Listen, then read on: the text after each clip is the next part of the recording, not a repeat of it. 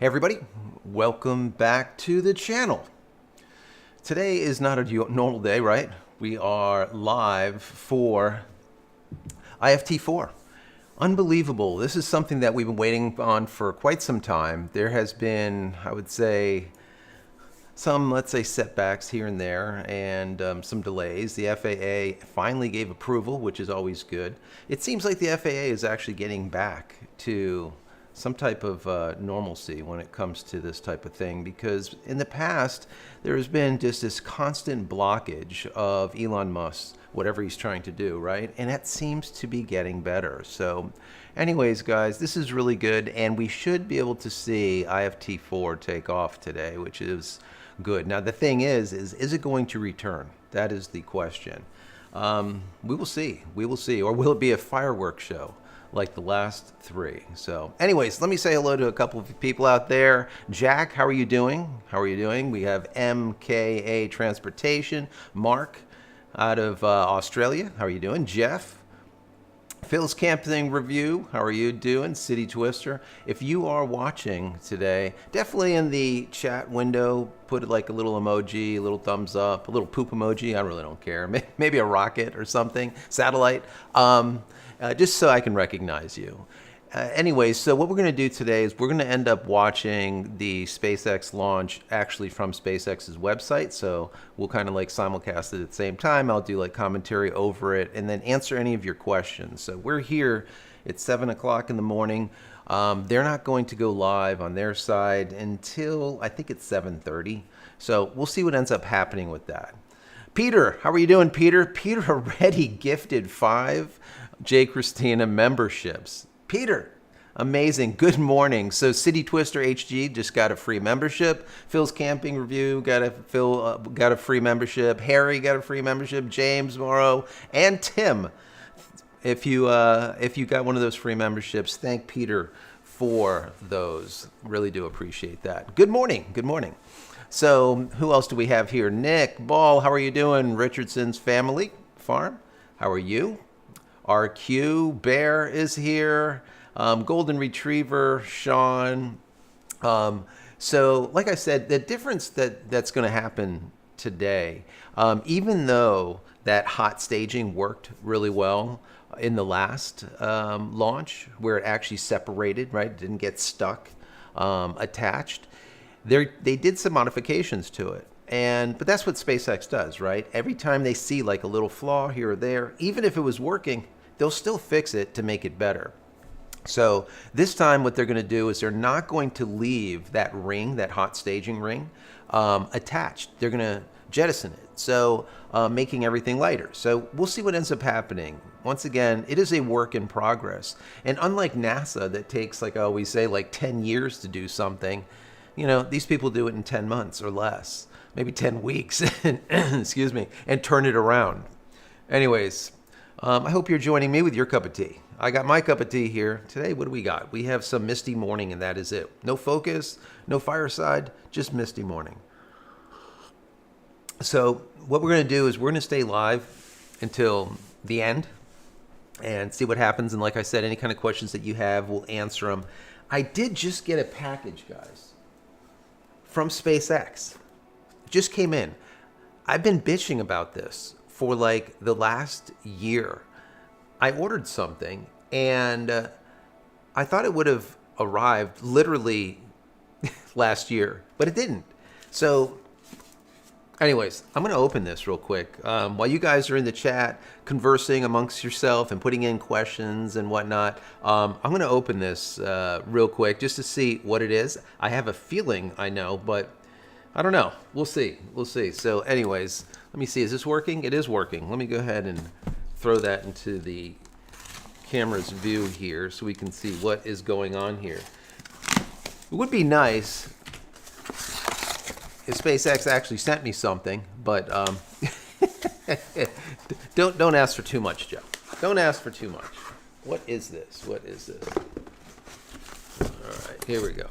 Aha! This is what it is, guys. This is it. I already have one, but now I have another one. If you guys have never seen this before, check it out. Check that out. Let's see. Can we see it? Is it in frame? It is in frame. Nice. Look at that. Look at that.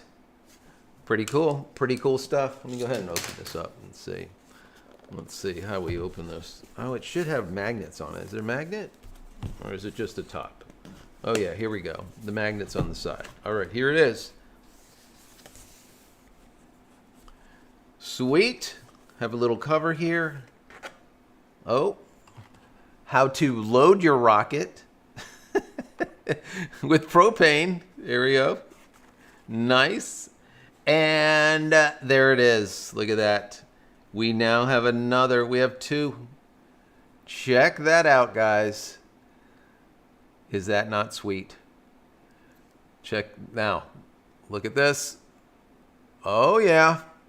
Yes, we now do have two. It finally came. I cannot believe it. This literally has taken, God, over a year to come, over a year. This is very cool. So if you guys don't know, you fill them from the top, and then you can actually ignite them like this. You can use it. Maybe you want to light a cigar. No, we don't want to do that. That would be demonetizing. We don't want to light cigars. Maybe we will light, I don't know, some coal, some charcoal. And here we go. Look at that. And there it is. See, this is the fun stuff. This is the fun stuff. All right. Well, it finally came, guys.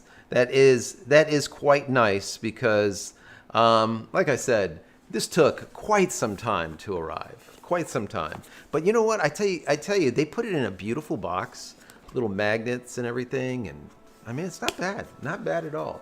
It's not cheap.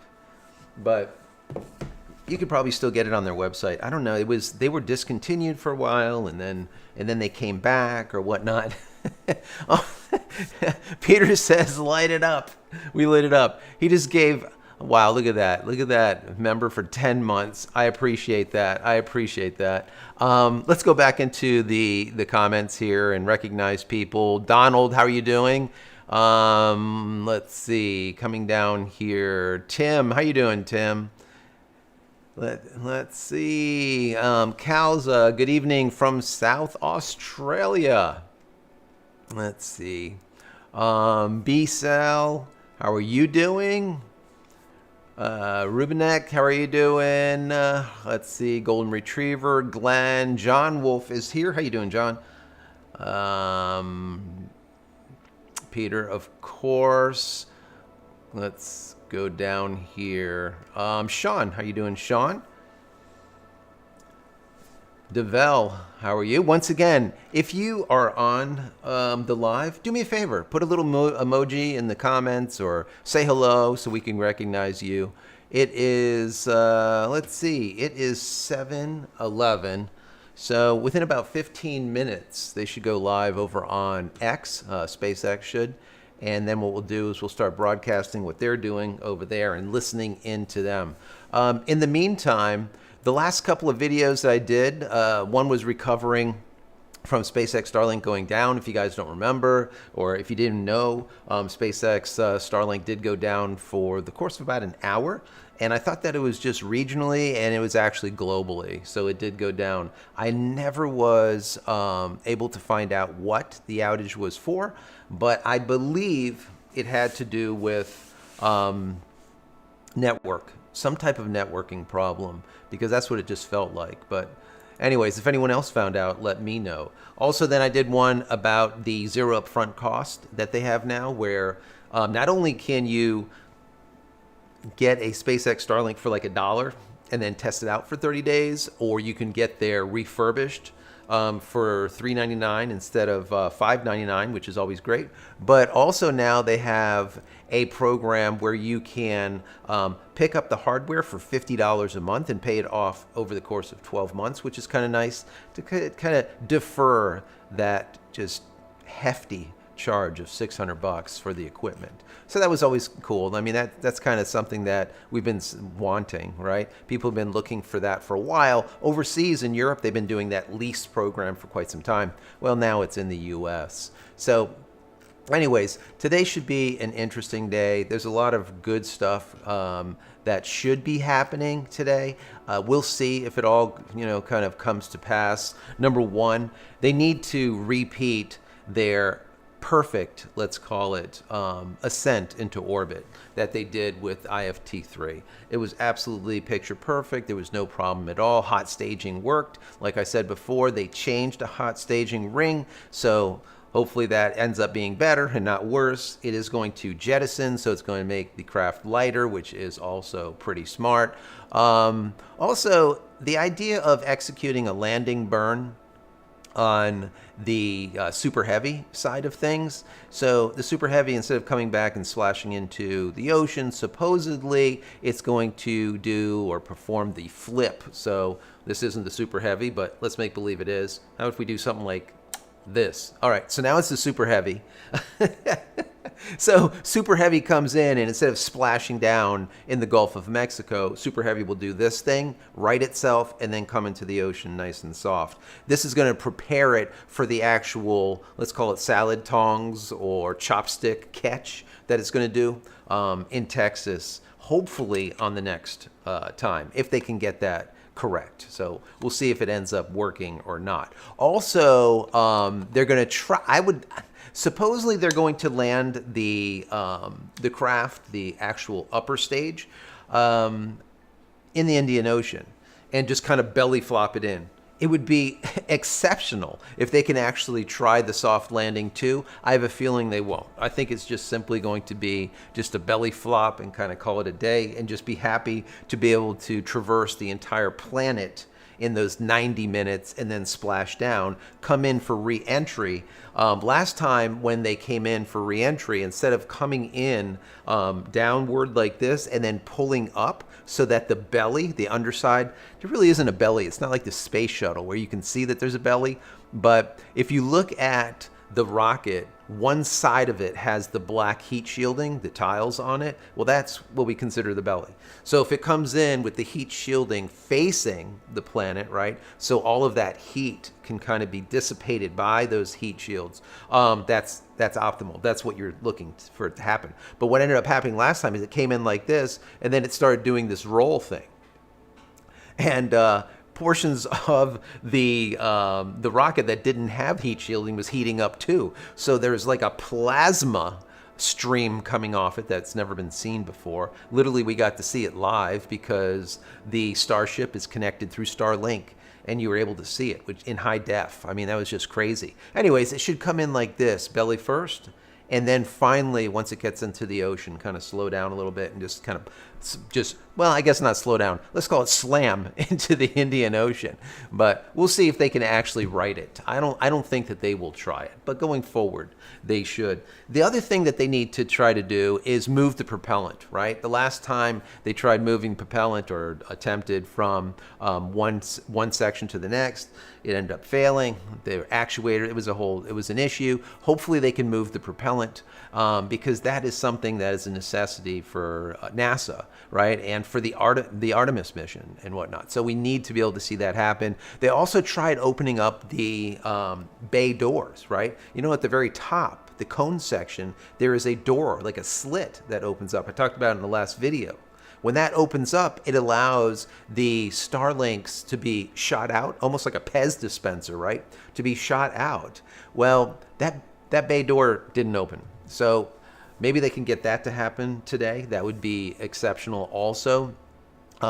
So the other couple of things is, you know, it would be nice if they actually did open the bay door and they were to launch out either a dummy satellite, which would be the same size, let's say, the same weight, just for a test, or an actual satellite, just to see if they can do it.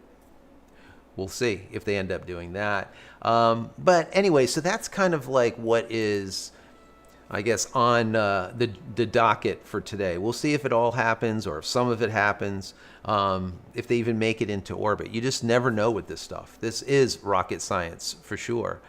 So anyways, like I said, if you guys are here, do me a favor in the chat, say hello. And if you have any questions, let me know.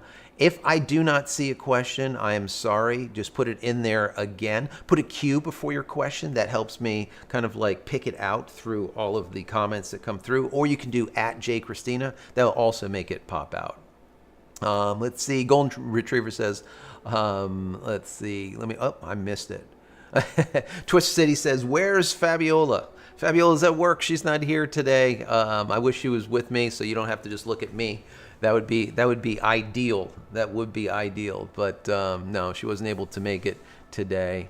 Phil's camping review says keys to Tesla from probably up above.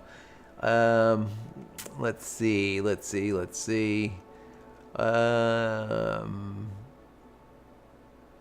It says, John says you need to 3D print one of the new ones. That would be kind of cool. They actually, John, they actually have a version of this that has Super Heavy also connected to it. So it's literally this big.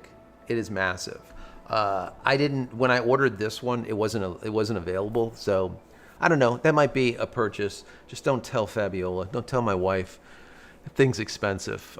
This is, they're like a couple of $100 just for the top piece.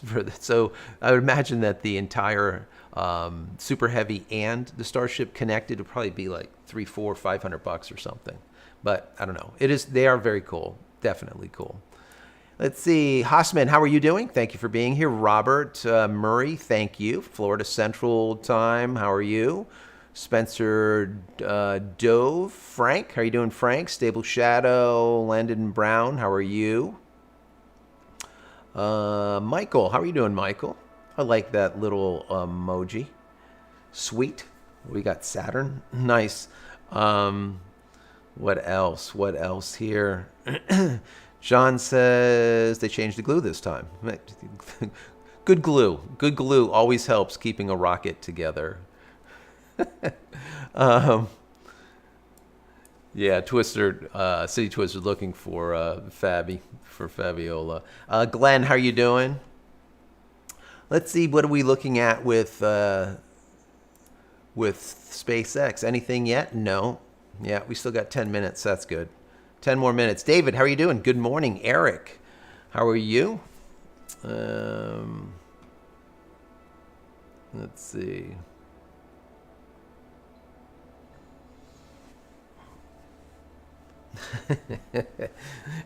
Eric says, in your defense, even though Fabiola isn't there, you're not just another pretty face. That's funny. That's just for Fabiola. So if she's watching, she can deal with it. Wow. Todd, thank you for being here from California. I see the nice folks over there have a really good shot. Let me see if I can switch over to their feed. NSF has a nice shot of the pad right now. Let me see if it will actually switch over. Will it or will it not? Let's see. All right, here we go. And there it is. That's a nice shot right there. I like it. I like it. You can see the landing pad there. They're live over there at NSF. They always do an absolute excellent job. Let me see if we can flip over. There you go, guys. So yeah, those folks over there, they're always on it when it comes to any of the launches and anything that's going on over there with SpaceX. They do a really, like I said, a fantastic job. It looks like it's a little bit foggy. But that's okay. That will all burn off as soon as the sun comes out. I think we'll be pretty good. I don't think we'll have a problem today with the launch. According to what the weather states, I mean, it's like 90+% likelihood of this thing going off. So I think that weather isn't going to be an issue. The only issue that could possibly transpire is if they have some type of failure or some type of problem with the craft itself. They did do the wet staging of it, the wet dress rehearsal, as they call it, and everything was perfect. I think they loaded, 10 million pounds or tons, or I don't know, of propellant, some crazy amount. And everything was, status quo. So there was no problem. So, whenever you hear that there is everything that's going on is nominal, that's always a good thing because it's kind of on par. It's how it's to be expected. And everything as of right now is going as expected, which is nice. Let's get into the questions. Once again, if you have any questions, throw them in the comment area. Glenn Radlow, how are you doing today? It's a Starlink outage from 28 may have has been announced. Really? Let me know more about that, Glenn. Let me know more about that. John says I won't tell her. Let's see. Good morning, David. Thank you for being here. Appreciate you. William Orn, how are you doing? Thank you. Afonso, how are you? From the Dominican Republic. Janice, how are you? Tell Fabiola we're missing her this morning. Yes, we will let her know. We will let her know. She might tune in here and there. She's at work, like I said, so she wasn't able to be with us. Phil's Camping Review says Starship Chrome model $300. I just checked online. So $300, Phil. Phil's Camping Review, is it $300 for just the Starship, or the Starship and the Super Heavy combined? Because if it's $300 for just the Starship, then wow, that's a lot. Because I think I got this for just over $200. So if it is up to $300, then we're going up in price. I don't know. Maybe it is. Maybe it's actually going up because of the amount of people that want them. Who knows? Glenn, how are you doing? Appreciate you being here. What does Glenn say here? On Tuesday, May 28th at approximately 1825, the Starlink network experienced a global outage. So they did admit to it being a global and not regional. That's what we figured out, because all of you guys are writing into me and you're throughout the world saying that you were out. So yeah, full internet service was restored within 47 minutes with most customers back online. So that's interesting. So that to me means that whatever the issue was, to be able to restore it in 47 minutes was good.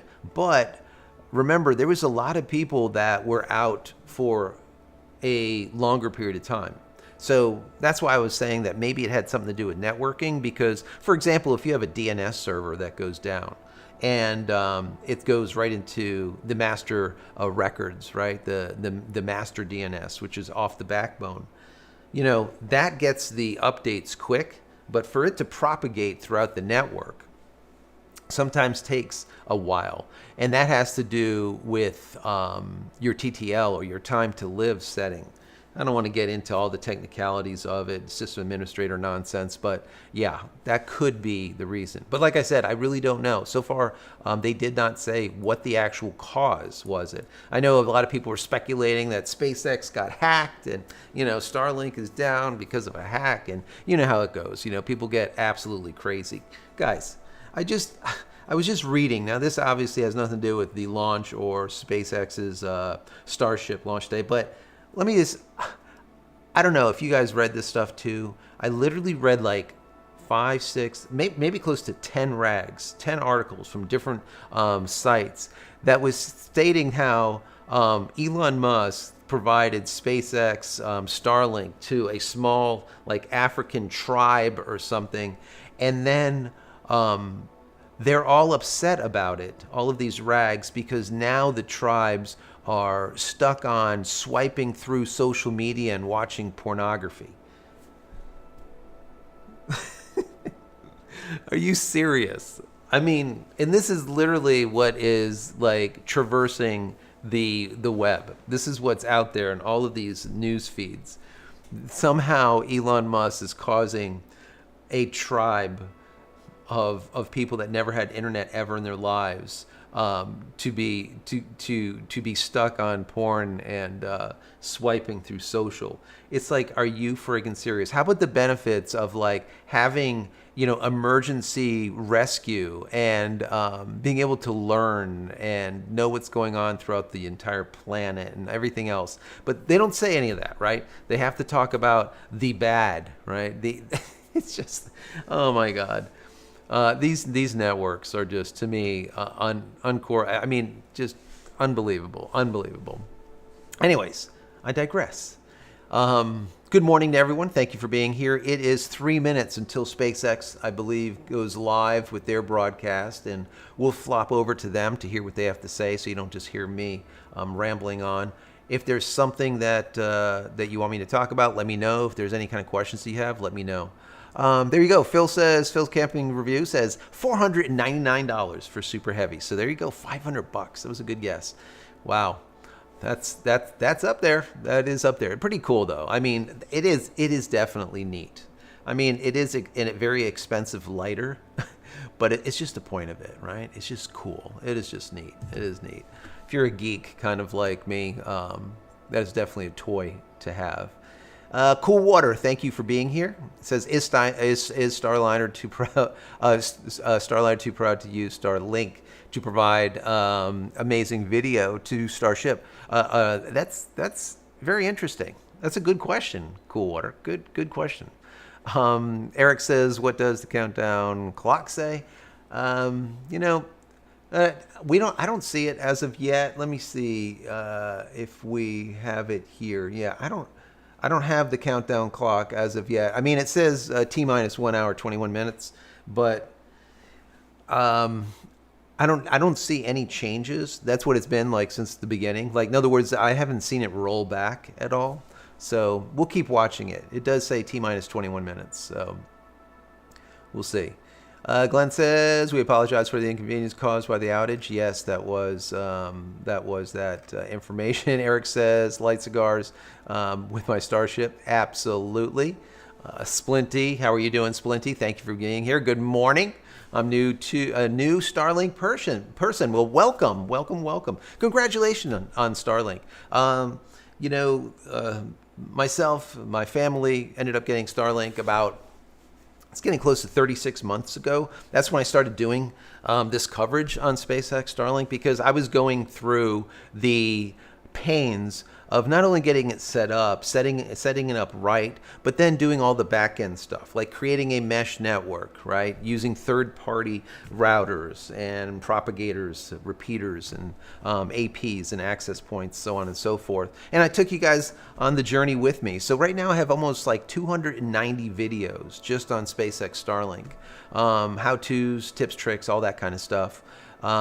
And like I always say, I base this channel on the why. So everything that I do, I try telling you why I did it, so that even if you don't do it the same way that I did when I was building out this system, you know why I did it, so that you can actually do it your own way, because you know the rationale behind it. You know, I think it's so important to teach people the why behind stuff and not just the how.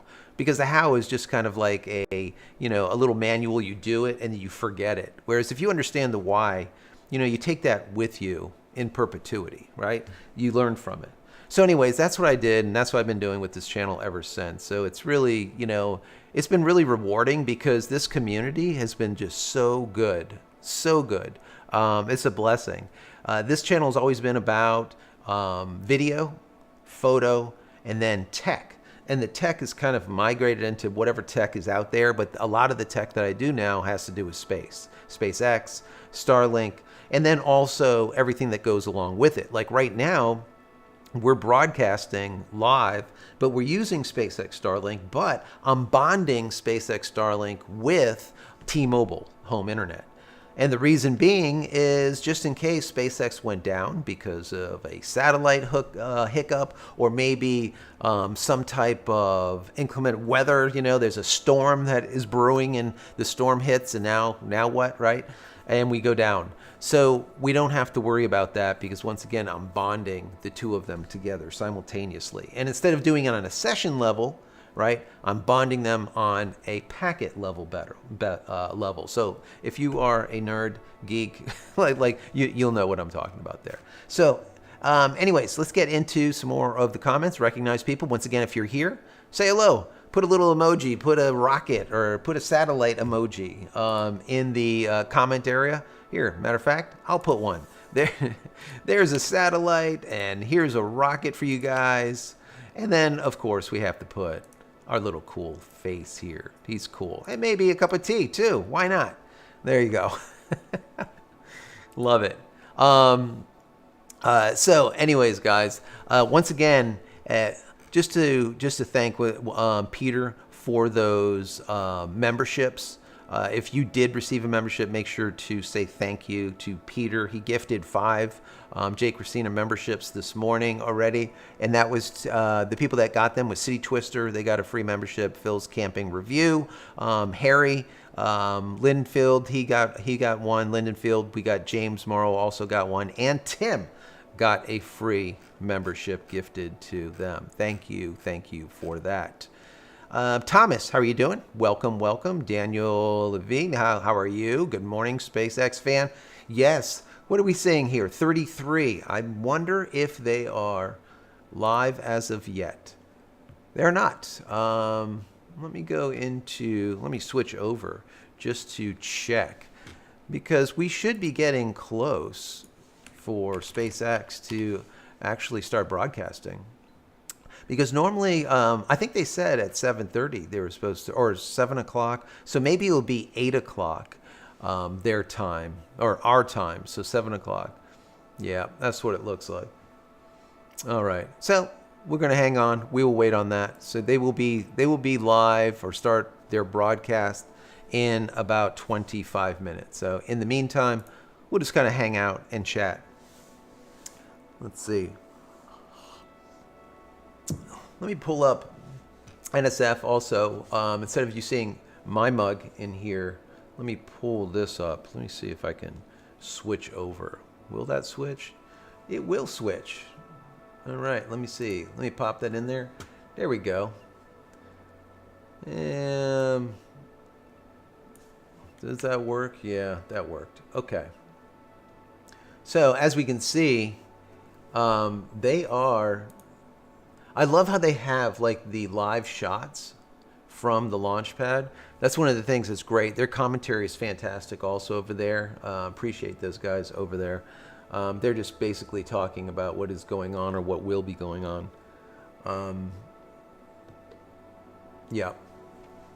So anyways, let me get back into this list. Oh, wow. There we go. Peter now just gifted another 5 memberships. So if you're hanging out with us, who knows? You might end up with a free membership. Thanks, Peter. Really do appreciate that. Let's see. Golden Retriever got a free membership.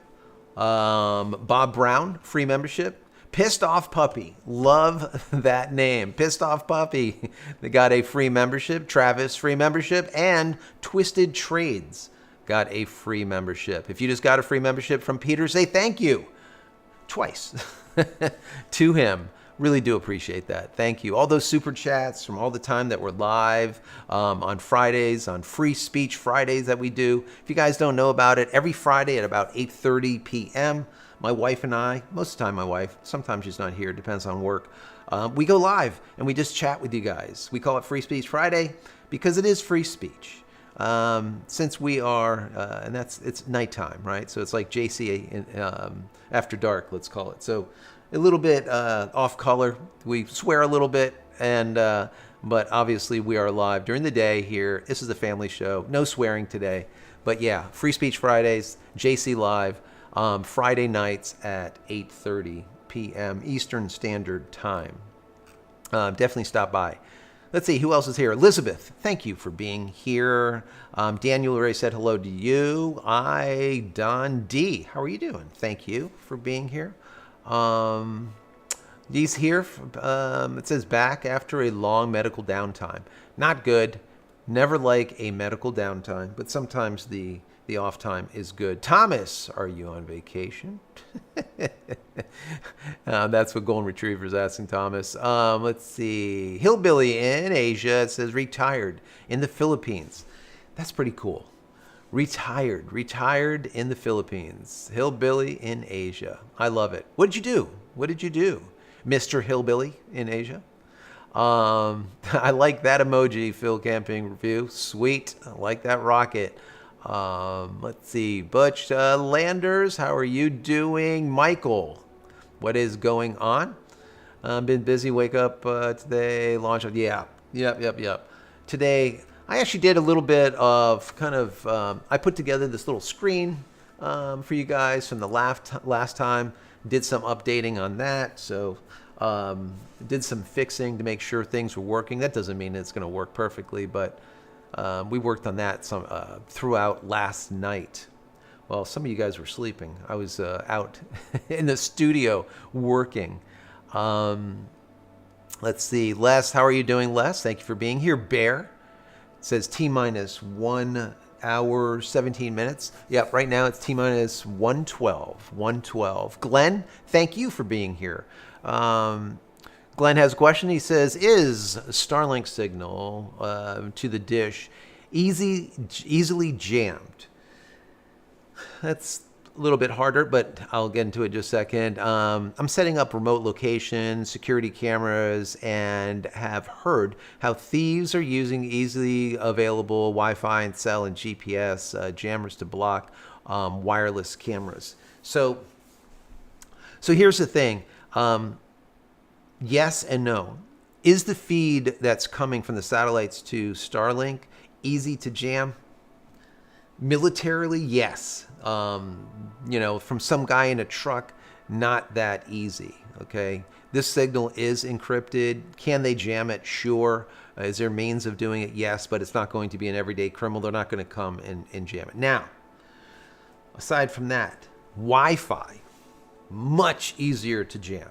So the thing is this. The cameras that you find on Amazon, they're usually running on the same frequency or close to the same frequencies, and they're using the same protocol. If you get like 5 cameras from Amazon, probably 4 of the cameras are made out of the exact same factory with 4 different labels on them from one manufacturer, one company selling them with 4 or 5 different company names. And that is the kind of, see, I would start swearing now, but I'm not going to. That's the kind of crap, we'll just leave it at that I have a problem with Amazon.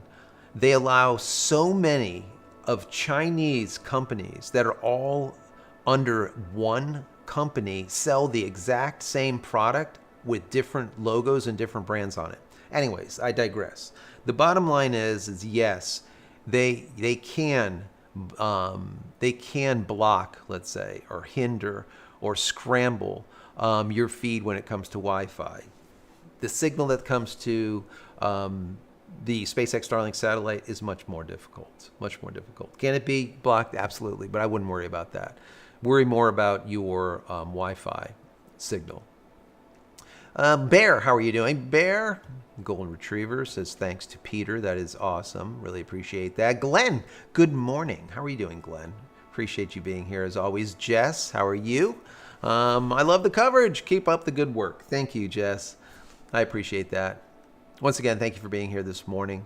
Thomas says, how do you gift people with memberships?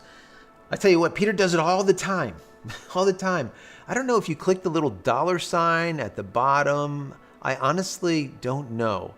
Peter, if you can tell Thomas how you gift people, please do so. That would be awesome. Much appreciated. Like I said, super thanks, gifts, all that stuff is really, really, really helpful, and I'm thankful for it. MKA Transportation says I tried to make them. They're funny. Yes, they are. David, thank you for being here. Thanks, Peter.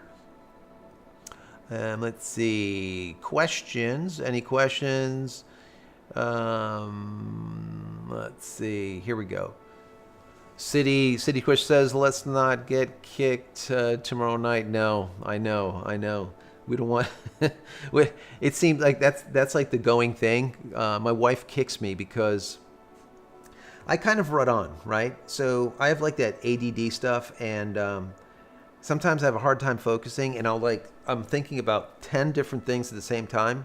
That's how my mind works, and it's hard to just focus. But then when I do focus on something, it's like laser focus, and I go way too far and too long on it. So I'll give you guys answers to your questions, and instead of just making it short, brief, concise, pithy, I just go on and on. And then what she does is she will kick me in the shins under the table. And then I tell you guys about it. Anyways, that's what we do. Let's see who else is here. Once again, if you're hanging out with us in the chat, put a little emoji, say hello so we can recognize you being here. Once again, thank you. It is now 7:42 a.m. So we're about 18 minutes out from coverage from SpaceX, and we're showing T-minus 1 hour and 7 minutes. 1 hour, 7 minutes. But we don't know if there's going to be anything delayed, but chances are, once again, according to the weather, it is going to be pristine, picture perfect. So it should be pretty good. We shouldn't have a problem with weather. And according to the wet dress rehearsal, that went over perfect, absolutely perfect. So it should be good. Let's see here. Thomas, once again, Peter, let Thomas know how to do it.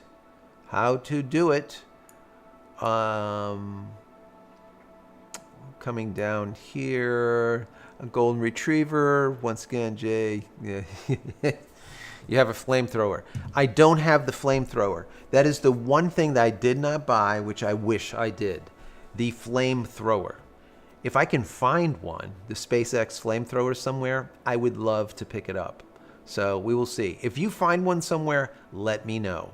Let me know. That would just be a cool thing to have for right behind me, right? That'd be cool. Mark, good morning from Michigan. Thank you for being here. Hillbilly in Asia says ex-U.S. Army, and then worked Amazon, lived next to the beach. So that's awesome. You're now in Asia, living the life up.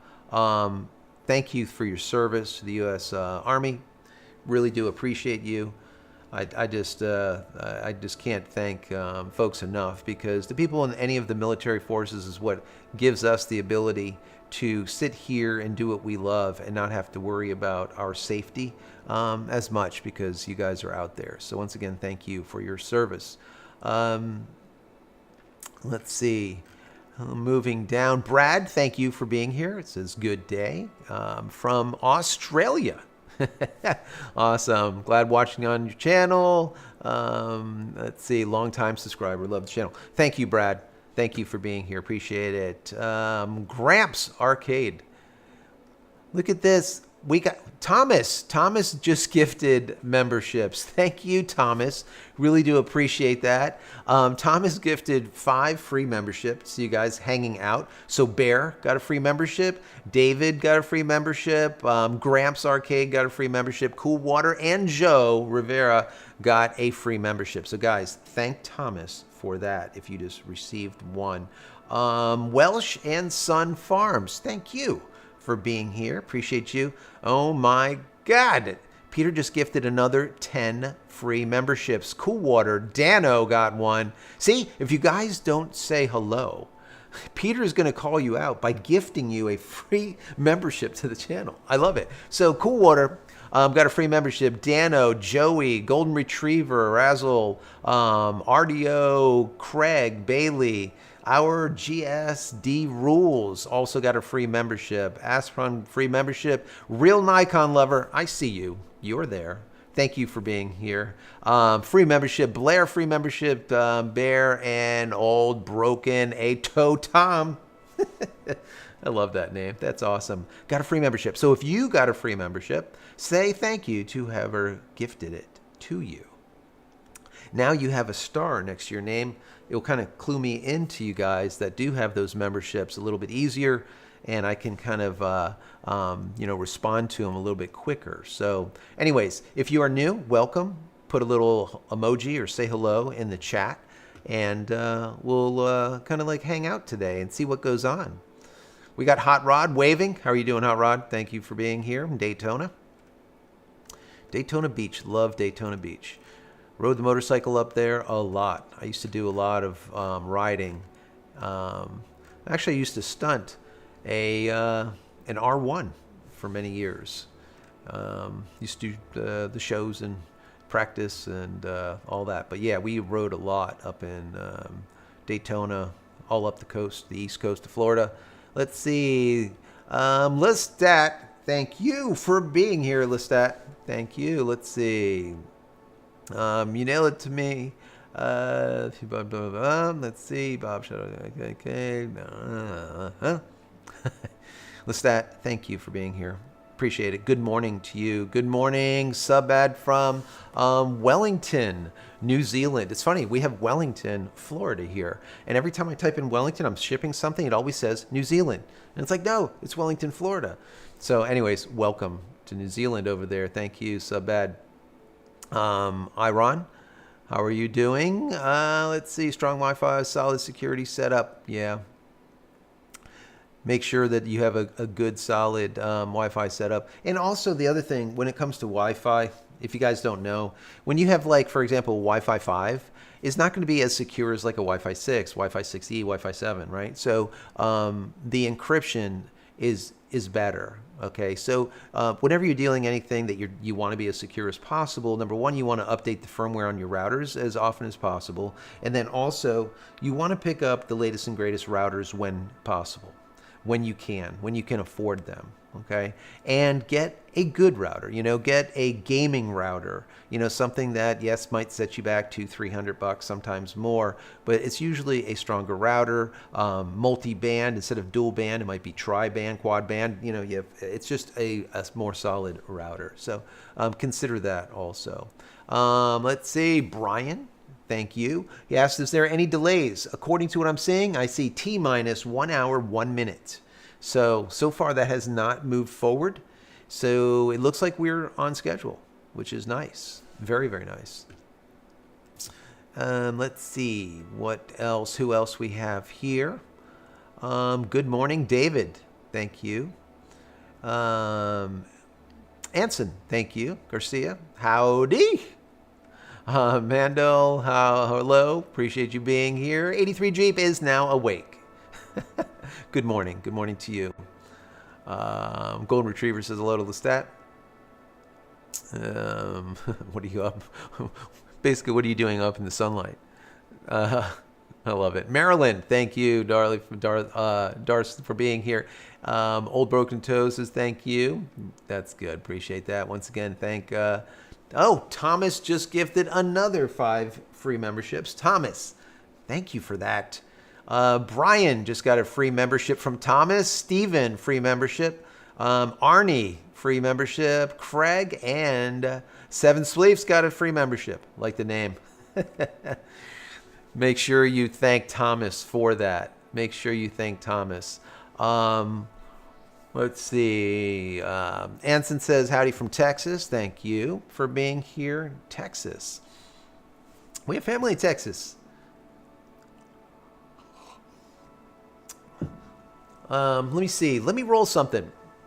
See if you guys have seen this before. I put together this little quick, I took pieces and things and set it to some music. So I'm going to grab another tea. And while I do, take a listen to this.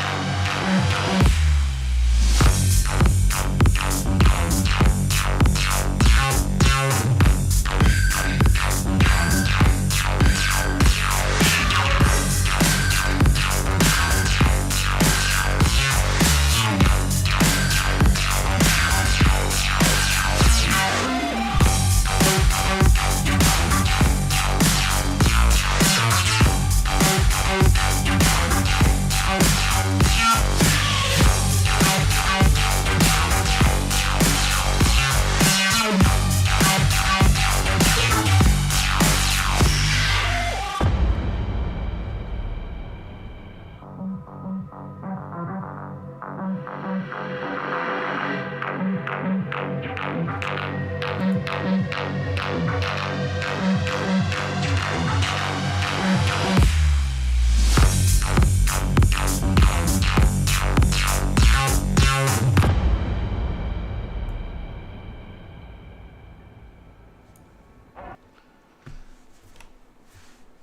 that kind of cool? That was kind of fun. Found that video and then just set it to some music last night. It was cool. I figured when I have to go and grab another cup of tea and get something, I could play that, right? Hang out, doing the thing. So, anyways, guys. So according to what I'm showing, we're once again everything is nominal. Status quo. It says 56 minutes to launch, so that is really nice. That's number one. Number two, we have 7 minutes until SpaceX goes live, and when they do, we will immediately pop over to them to listen to their banter back and forth. I will probably set their audio probably right around my level. If you want me lower or them lower, let me know. I know last time when we did IFT-4, some people didn't want to hear as much. They just wanted to see what was going on. But just so you know, as soon as the launch happens, instead of me being in this window like this, we're going to immediately flop over. So it will look like this. And you're going to see the entire launch live. And you'll also see everyone's chat at the same time, and me like real small in the bottom here as a little window as we do any kind of commentary over it. But I'll try not to talk as much once we go to that really close T-1 minute and then going on, so we can hear what is going on, right? So you're not just hearing me just jibber jabbering, so to speak. The other thing is some people were asking me what will be the order or the progress or how is it all supposed to go down, because some people don't know exactly like how it all happens. So what I did, let me see if I can find it. I grabbed it online so that you guys know how it will happen and what kind of the order of events, so to speak. And I'm going to pull that up. Let me see if I have it. Here we go. I do have it. All right. So yeah. So according to what it lists, is that it has a T-minus like 1 hour 15 minutes is how it all starts. And at T-minus 15 minutes, that's when they give a go on the propellant load. So as of right now, like 15 minutes ago, they started that propellant load. Matter of fact, if you look at it right now live, and they keep popping it in and out over on NSF. Sometimes they have it over there, sometimes they don't. Anyways, if you look at it, they're basically loading propellant. Now, at 49 minutes pre-launch, which is more or less where we're at right now, that's when the methane starts, the liquid methane starts the loading. And then at 47 minutes, 2 minutes later, is when they start loading the liquid oxygen. And then at 40 minutes, the booster fuel, the actual booster fuel, is on the way. And then finally at 37 minutes, the booster lock. So that's kind of like the order. And then as we get closer into or closer to that time, right around 19 minutes or so, that's when they start chilling the boosters, when they start chilling the entire the engines and stuff. I tell you one thing, I found it absolutely amazing. And if you guys have not seen video of it occurring, watching the deluge system where it just sprays at the time of launch, just hundreds and thousands of gallons of water. It's just amazing, absolutely amazing. For those split second of like what, maybe 10, 15, 20 seconds, it's just gushing a ton of water on the stainless steel plate, let's say. And I always thought that was amazing, because if you think about it, instead of digging a trench, they basically are cooling the ground, right? Number one, they're fortifying the ground, thicker cement. Number two, stainless steel. But what they've basically created is the same thing as what we have in our computers, right? Like a heat sink. Simple. Like a water-cooled computer is what this is. A massive water cooling system. So the stainless steel is being chilled, the water is flowing, and there's literally no damage at all to the area. So the other thing that they did, or they changed, is the propellant. The tanks, they used to be standing up. So let's just use the Starship for example. They used to be standing up like this, right? Now all of the tanks are horizontal. That's just simply better. Number one, there's less likelihood of them getting hit by debris because they're laying down instead of sticking up high in the air, number one. But then also, I think it has to do with how the fuel moves too. So all in all, they're constantly iterating. The innovation is there, but the iteration is what sets SpaceX apart from all other companies, including our government or including NASA. As I always say, it takes NASA 10 months and it'll take SpaceX Starlink 10 weeks. It'll take NASA 10 years. It'll take, Starlink or SpaceX, 10 months. So they definitely iterate quickly. And they are fans or proponents of blowing crap up because they would rather see it blow up and have a ton of data to be able to make it better in the future than just constantly guessing at it. And I feel like that's, NASA was one to always second guess themselves, and they would take forever to launch. And then finally they would launch and there would still be something small that would just, screw up. So whereas, SpaceX is not, they don't have a problem screwing up. They're a fan of screwing up. I don't know. Anyways, I'm going to go back into the chat here and say hello to other folks that have just come on board. If you are new, if you never hung out before with us, throw the video a thumbs up. That's helpful. Don't forget to subscribe if you're not. If you are subscribed, click that notification button and then click all. So when I do go live, when a new video comes out, you'll be notified of it immediately, according to what YouTube says, but it never happens. But we can only hope. We can only hope. Stephen, thank you for being here. He said that is a huge rocket. Appreciate that. Thank you. Let's see. World Madness. Howdy from Sweden. I like that name. World Madness. That is absolutely apropos for today. Is it not? Is it not? List that. Appreciate you being here. Butch, thank you. He says, my Starlink is smoking this morning. Hopefully not in a bad way. Hopefully not in a bad way, Butch. Let's see.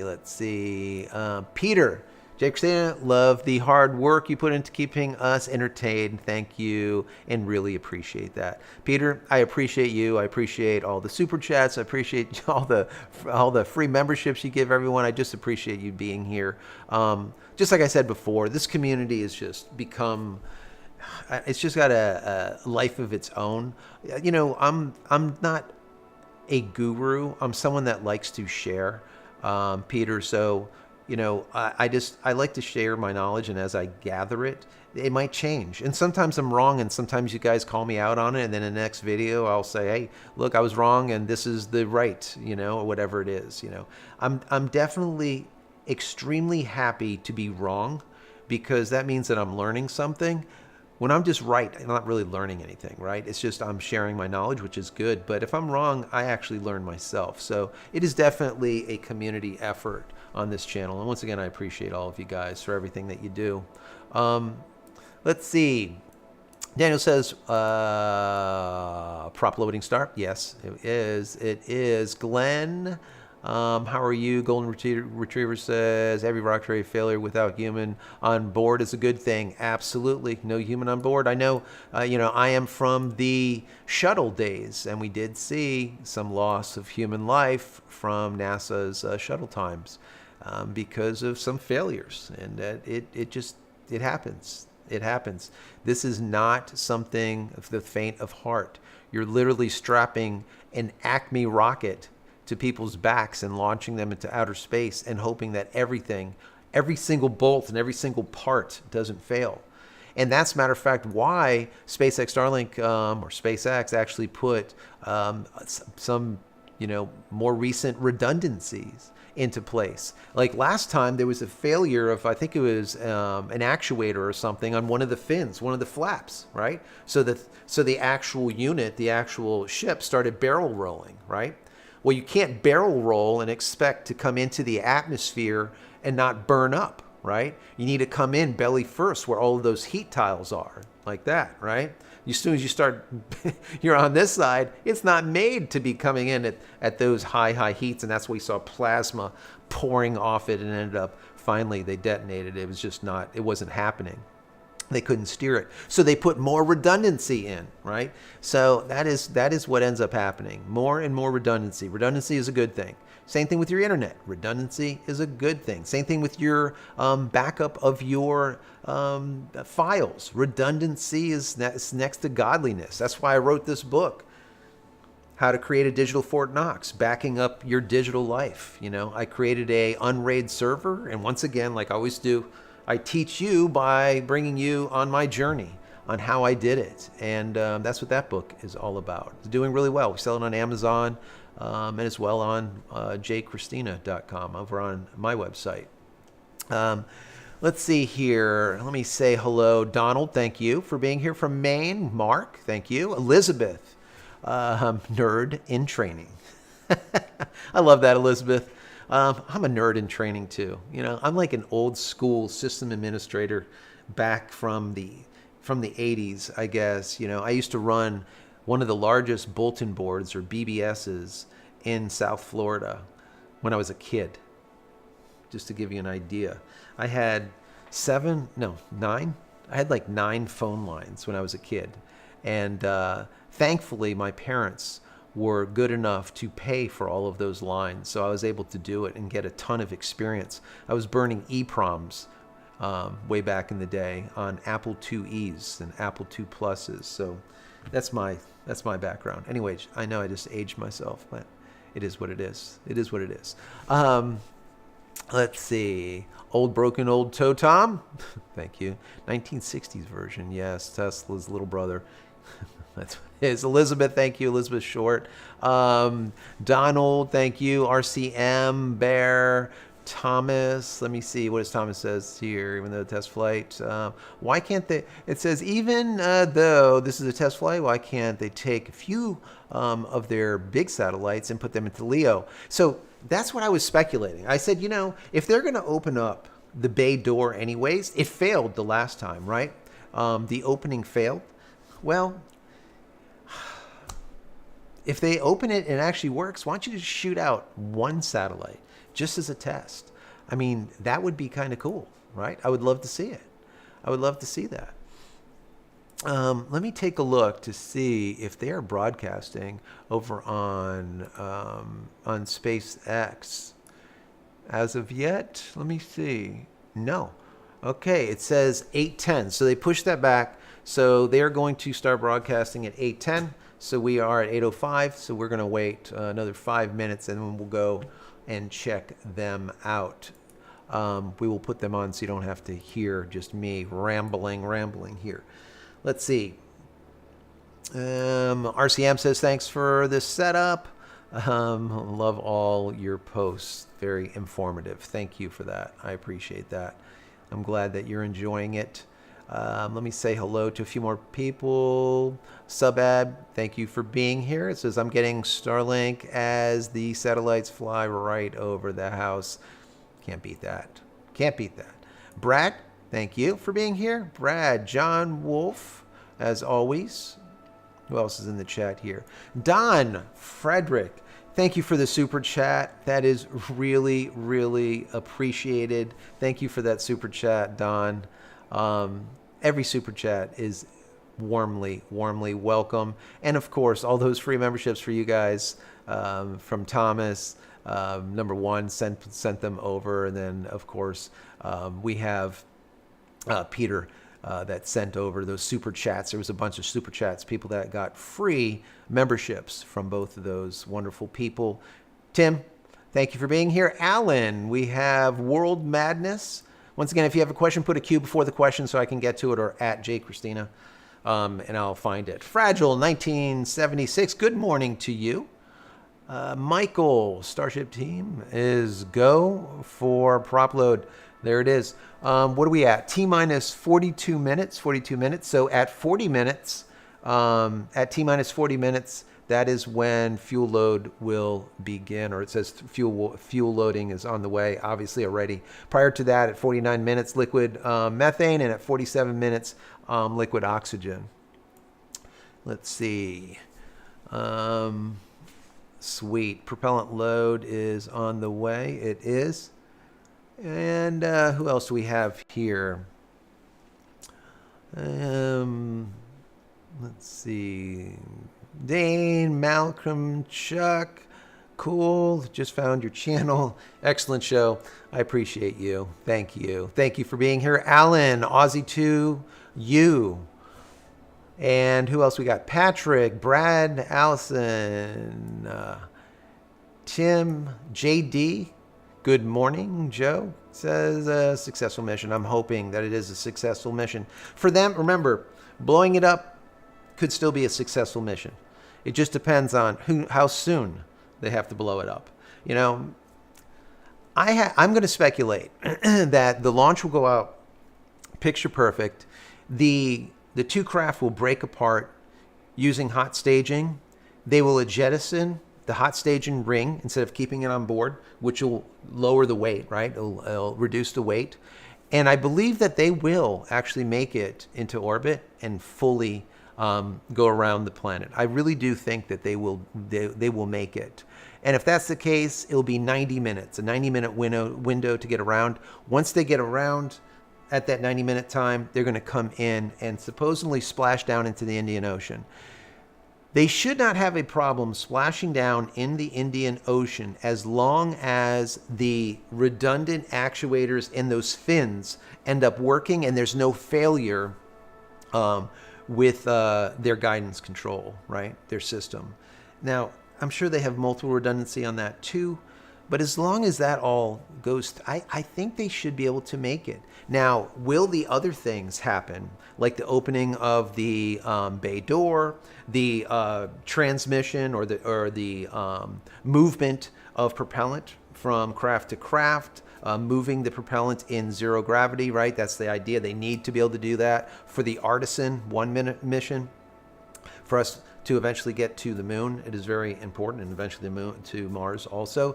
Because remember, they were going to take one of these starships, and they were eventually going to launch a Starship in space, and it's going to sit in space. I don't know if it's in Leo or if it's going to be in Mio, but probably Leo. It will sit there, and it will act as like a HESS station, like a mobile, right? Like a Wawa. So it will be a fueling dock, basically. And they will refuel this that's sitting up there, and then any craft will be able to pull up to it. I have another one, but I put it away. Anyways, we'll be able to pull up to it, refuel, break off, and then go to the moon, right? That just makes sense. Because the amount of propellant, the amount of fuel that it takes to be able to get this craft into space is a ton. What is it, like 10 million tons or pounds of fuel? It's a ton. It's a ton. So, but once you're in space and there's no gravity, the amount of fuel that you have in here would get you basically anywhere around our solar system at that point, because there is so much of it. So that's the idea. They're going to have like a gas station in space. But remember, the gas station needs to be able to provide gas and to move gas from place to place. And that's the idea, is so that they know under zero gravity how to move it and move it properly without any type of problems. And that's what they were working on last time. Fragile 1976 just gave a super chat. Really appreciate that. Thank you so much for that. Thank you. That's always so helpful. Really do appreciate it. And before that, we had Don, of course, with his super chat. Any other questions? Put a Q. And I believe they should be really close. It says 10, and we still see 8, 10. So we should be going live here very, very soon. It is. So what I'm going to do here is, let me see here, guys. I will, let me switch this over. Bear with me for 1 second. What I want to do is I want to switch this over so we can see. Yeah, so that is old info. All right, let's go ahead and reload that.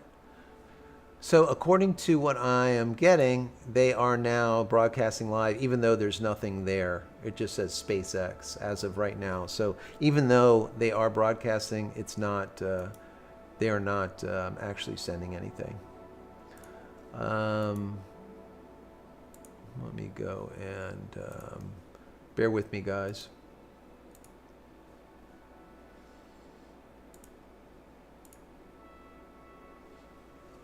Yep, there it is. And what we will do is we will just get that so it shows up for you guys so you can see it. And I believe, yeah, that's all that we get. Now, just so you know, so that's their feed. I just stuck it up on the screen so we can see it. So when it does go live, I can switch over to it.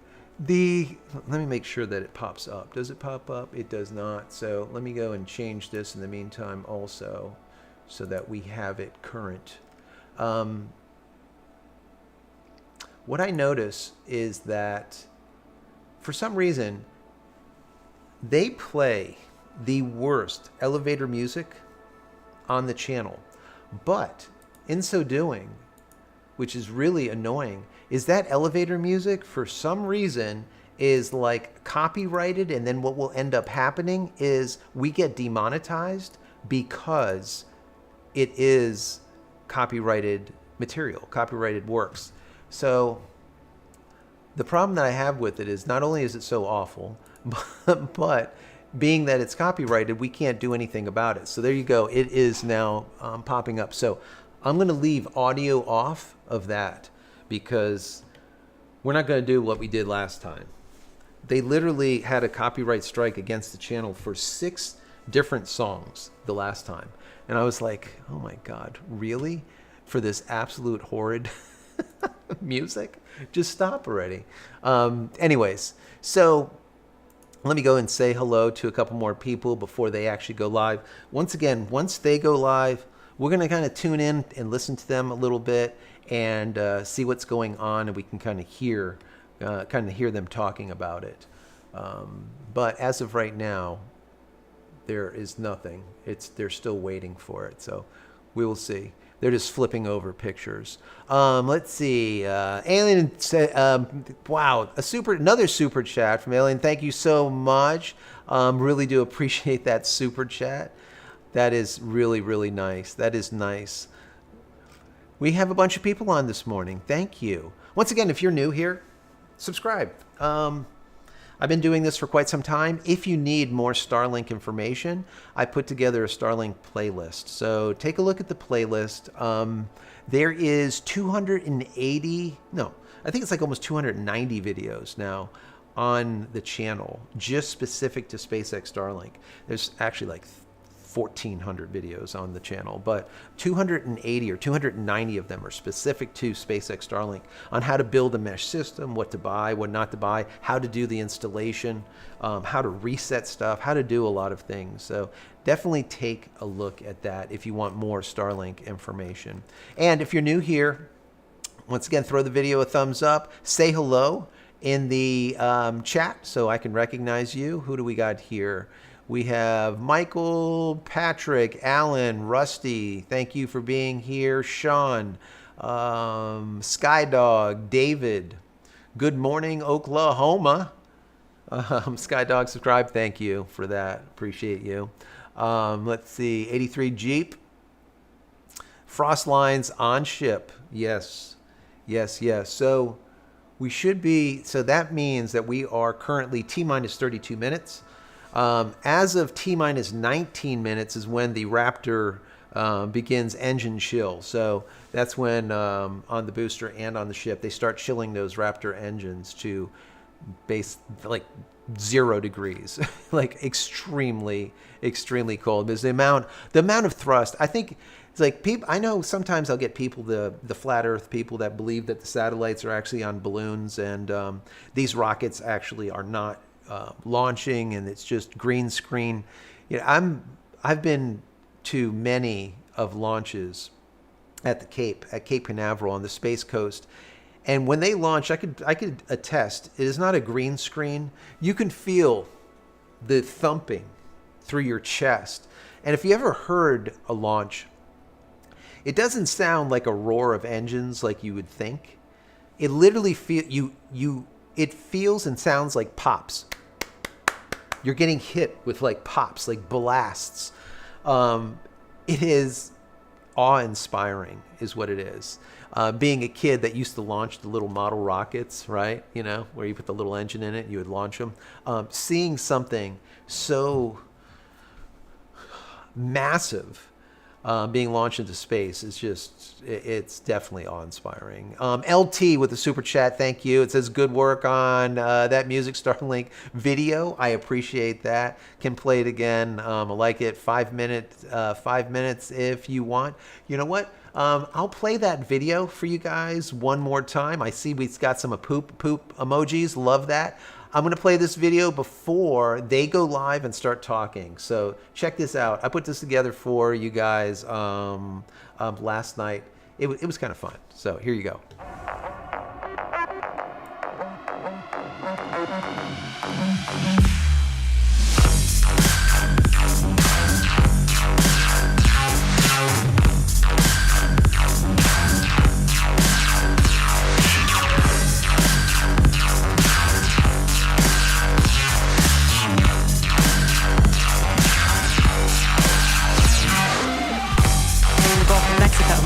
All 13 engines ran successfully until 6 engines began shutting down, triggering an early end to the boost back. After descent, we attempted the first ever super heavy landing burn, which uses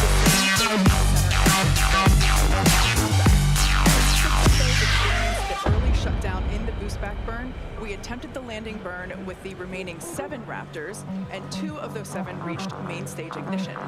In the end, contact was lost with the booster at approximately 462 meters in altitude over the Gulf of Mexico, just under 7 minutes after ignition. Post-flight data review showed that the early boost back burn shut off was most likely caused by booster blockage where oxygen is supplied to the engine. We saw some issue on flight 2 and had hardware to mitigate it, which helped to get us to our first ever landing burn test. So they updated those filters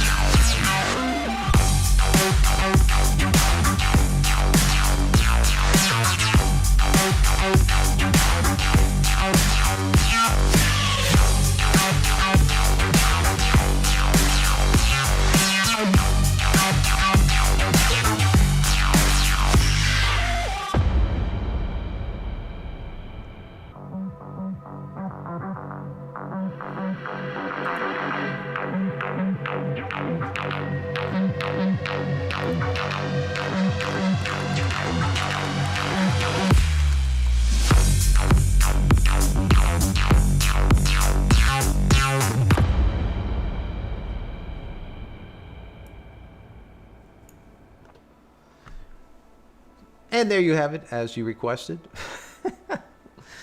So I can't take credit for the video. I chopped up some pieces and then added some sound to it, some music to it, just to make it fun. So if I need to go and grab another cup of tea, maybe I'll throw that on, or we're going to go. I think now they are showing that they are live. So I'm going to move over in just a second. Let me see if they are. Let's see.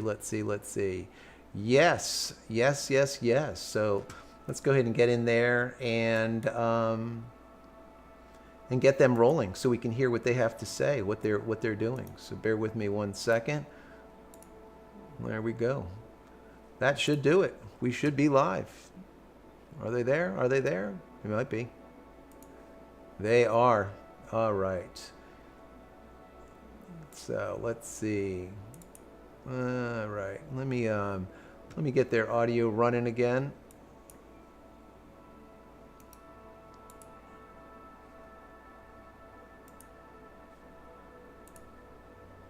Do.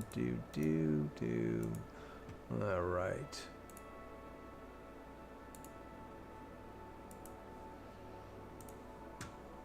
Okay.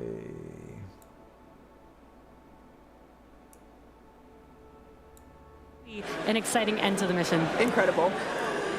So back to today's test. Today's mission profile is similar to Flight 3, but we have new test objectives, the first of which is getting through the extreme heat of re-entry.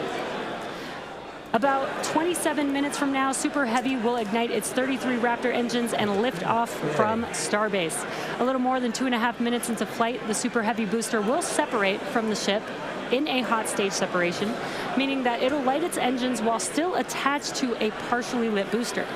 The booster will perform a flip maneuver, followed by a boost back burn. About 2 seconds after that burn ends, we'll jettison the booster's hot stage. As it heads back to Earth, the booster will attempt a landing burn before splashing down into the Gulf. Meanwhile, the ship's engines will remain lit for just under 6 minutes during its ascent before shutting down for the coast phase. The ship will coast for about 40 minutes or so, reaching a peak altitude of 214 kilometers. I'm going to turn them down a little bit. After its coast phase, the ship will attempt a controlled They're right now re-entry, talking about including what a they're flip doing. maneuver Let's just and a listen in landing real quick. burn before splashing down in the Indian Ocean. Now, we say attempting because, again, this is a test and nothing is guaranteed. As we mentioned earlier, the booster and the ship have to contend with some extreme conditions on re-entry. For this flight test, we do not plan to recover any hardware from the booster or the ship. With the exception of Falcon, this is no different than what happens to most rockets flying today that are expended or fall into the ocean after completing their mission. Eventually, we will land and recover Starship boosters and ships, as we do today with Falcon 9 and Falcon Heavy boosters.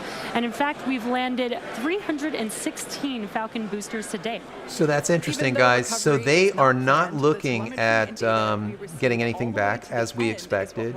So they will be belly flopping in the Indian Ocean, the Starship belly flop, Indian Ocean, and then the Super Heavy, they're going to try to soft land it in the Gulf of Mexico. So we'll see what happens. Temporary way to reduce the weight of the vehicle for its water landing today. Yeah, exactly. Future designs give Super Heavy boosters a lighter weight integrated hot stage intended for full reusability, which will mitigate the need to jettison the hot stage.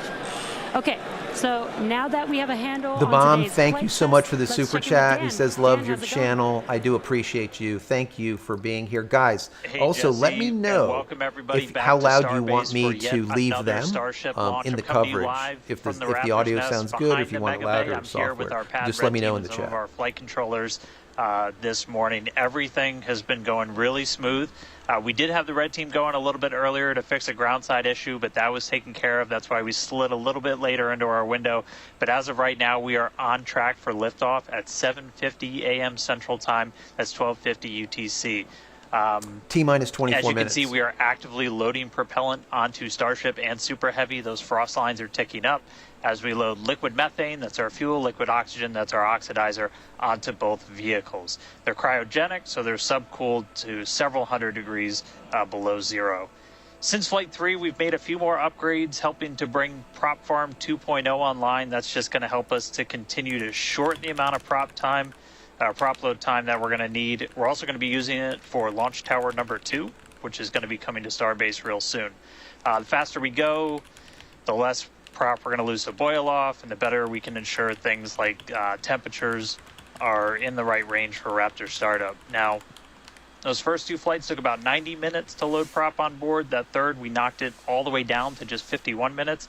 We're aiming for about 46 minutes of prop load time for today's op. Eventually, hoping to get that down all the way to 40, which for some context, that's just 5 minutes more than we take to load Falcon 9, but we're doing it with 10 times the amount.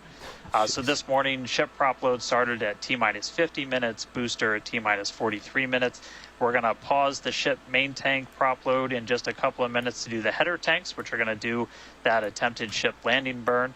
We expect the ship to close out all of its prop at about 3 minutes and 20 seconds before liftoff, and then booster at about 2:50. Now, our final countdown sequence is going to look very familiar. It's going to be the exact same as it was on flights 2 and 3. So we'll light those engines, and then about 4 seconds later, we will actually see it lift off.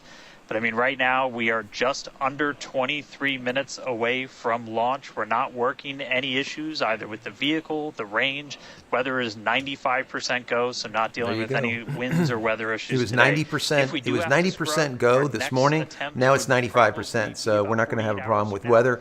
Also, in T-minus 19 minutes 40 seconds is when they're going to be doing the Raptor engines and the booster engine, the super chill of those. I'll check those back engines. in with you guys in a few minutes, and I'll send it back over to Kate and Jesse. Excellent. Thanks, All right. Dan. Flight Well- tests like today are the fastest possible route for us to dramatically improve Starship's capabilities. So I'm going to tune them down just a little bit. If you want me Starship to get them louder, you let me know. I'm going to talk over them them just a little bit. If they're too loud, let me know. I want to thank some people for coming. Once again, I want to thank everyone for the super chats. It's really, really appreciated. All of those free memberships that have been given out all morning. Really do appreciate that. Dominic, Lestat, who else is down here? We have Rose. Roy Rose, thank you for being here. Michael, almost 400,000 people watching. Yep. Right now it's 518,000 people watching live. It's just amazing, right? I mean, I've been here, like I said, for 36 months, with the whole SpaceX Starlink stuff, and I always said that this is going to be something that will be monumental. It will be earth-shaking, earth-moving. I always said this, and I still stand by it.